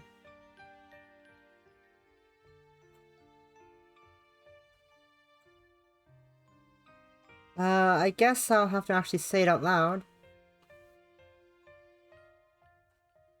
A boyfriend?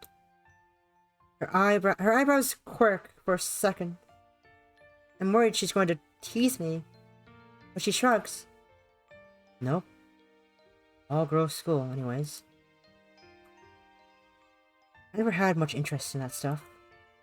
What about you? You must have had loads of friends as a kid. No, I hardly had any friends growing up. With my father moving all the time, I often transferred to school later in the year. That pat, thank you for the pat. Thank you. As a kid, it's not so easy to make lasting friendships when you know you're just going to leave soon. I remember I used to watch the family across the street from us this one year. They had their great big window, and every night they'd eat together. I used to imagine them inviting me over to sit with them, and then I'd go over to my window and watch them eat, and imagine sitting with them every night. You didn't have anyone around? Well, my father was always busy with his work, and still is. The housekeeper only came over at certain times, and the chef... My father insisted I only eat really well-balanced meals, so I get these pre-made things all prepared by the chef, wrapped in tinfoil containers. Just broccoli, gluten-free pasta, and this awful Brussels sprout dish I hated. I see now why my father wanted me to eat well, but as a kid, it was just the worst. I trail off as Louise listens quietly. Sorry, I must sound like so spoiled. I complain about the food a chef made me. After all, things are... You must have had it way worse at your school. I heard for a place like that are really strict. Sugary stuff was always considered contraband. But it was so easy to get. You could trade a Snickers bar for stuff like eyeshadow. I used to volunteer in the kitchen because I was so bored all the time. Honestly, it was like a prison. You're not allowed to leave campus except for certain days. Everyone eats the same amount of food. It was a boarding school? Girls' school. It's where rich parents send their kids when they don't want to deal with them anymore. Most girls had problems with drugs or something. Me? Mom just didn't want to deal with my attitude whenever she brought men home.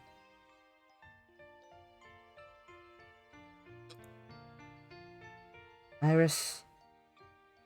Did father even mention her? He did, well... Only when I asked. He said he hadn't been in contact with her for some time. But she never once mentioned I had a sister.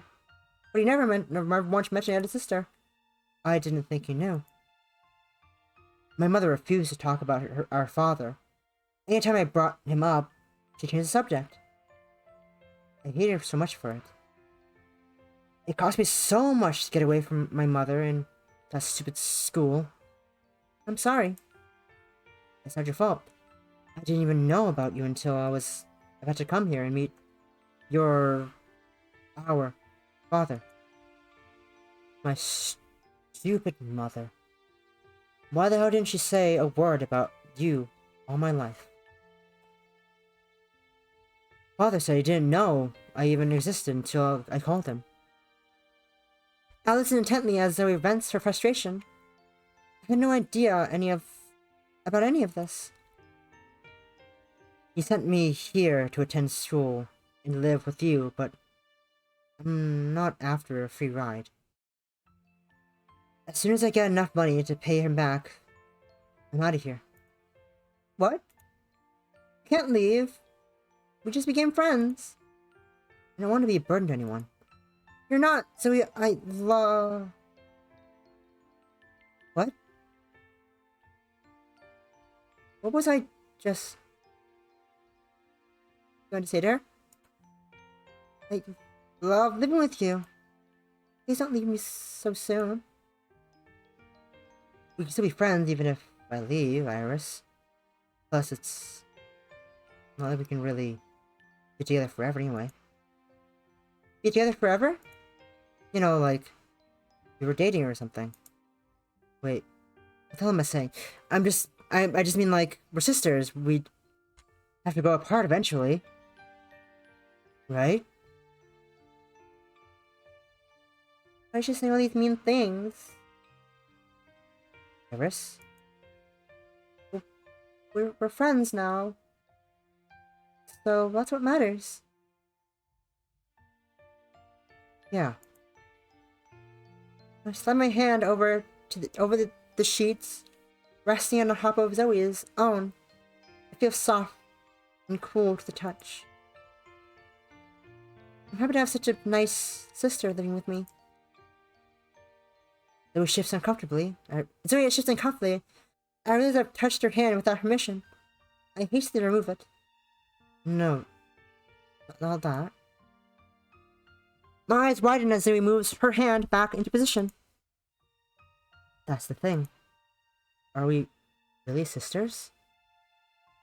What do you mean? I haven't been able to figure out. I mean, why our parents never told us. Mom always told me you were Dad's daughter from another marriage. And then when I finally called Dad, he said otherwise. All my life, Mom never had a word about you. Never said a word about you. I mean, not that I treated you differently, but wouldn't you want to know? I processed Zoe's question. If we weren't related and our parents are divorced, maybe we can. Wait, is that legal? I should search for that on the internet. I mean, I must be sick in the head thinking this way. Zoe probably isn't even into that. You're staring. Sorry. It would be fun to be together like this more often. Like what? Just, enjoying each other's company. I don't know what I mean. Never mind. I know what you mean. I want to spend lots more time together too. Don't try to get out of it. Got that? I'm really happy me and Zoe could become close together. Though I can't help but worry about this feeling in my chest. Every time I'm around Zoe, I feel nervous and excited all at the same time. Like my heart could just burst at any moment. Achievement unlocked. Sisterly love.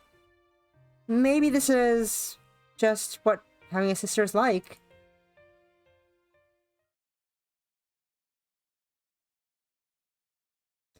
And with that nice lovely normal sisterly interaction of sharing a bed, I think it's a good place to end it, because I need to do life stuff. I have life things to do. I have life. Oh, Mimo's behind me. That's not where I want Mimo to be. Mimo, get back over here. Mimo. There we go, Mimo. Anyways, that was a good chunk of Love Ribbon. A totally normal game about two sisters. Pacific Sunday. Nothing weird about it at all. Nothing weird at all. Anyways, yeah, this totally with sisters are like totally normal. Totally normal loving sisters. Totally normal. Anyways, thanks for hanging out. I might do some more Boyfriend Dungeon tomorrow because it's really fun. I'm actually enjoying Boyfriend Dungeon. It's really fun. We love dungeon crawling. It's great. It's great. Yes, that's. You're welcome. Thanks for hanging out, Possum. I keep running a different chat window on the screen. It's like, I don't see the windows popping up. It's because it's this box over here. You're just a box. You're just a box. You're just a box. You're just a box, guys. You're a box right there. A very normal box. Thank you. I totally pride myself on my voice acting. If you want to hear more of my stellar voice acting, you can go look back for some Monster Prom VODs where I voice act great things with my friend Decker. I used to do Monster Prom Mondays.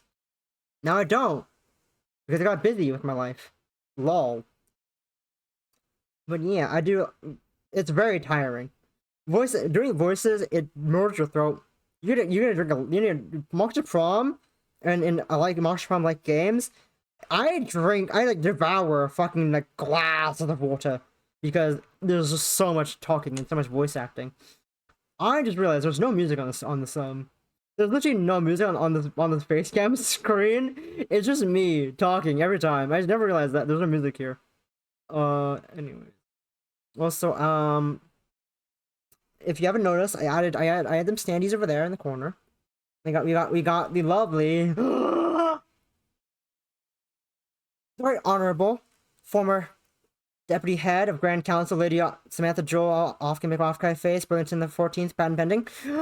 Maid Sandy over there. And Mimo Sandy. Mimo Sandy thanks to curation from Rats community, from the Squeakers. And then we have Mimo plushie over there. I don't have the Mimo yet. You gotta wait till November for Mimo plushie. And once IKEA decides to stop holding my blouse hostage, in mascot name, you mean the Ofka mascot name? The right honorable former deputy head of Grand Council, Lady Samantha Joel Ofka McOffkai Face, Burlington the 14th, patent pending. I have no reason to memorize that. I'm not even Ofka staff. All the Ofka staff need to memorize that.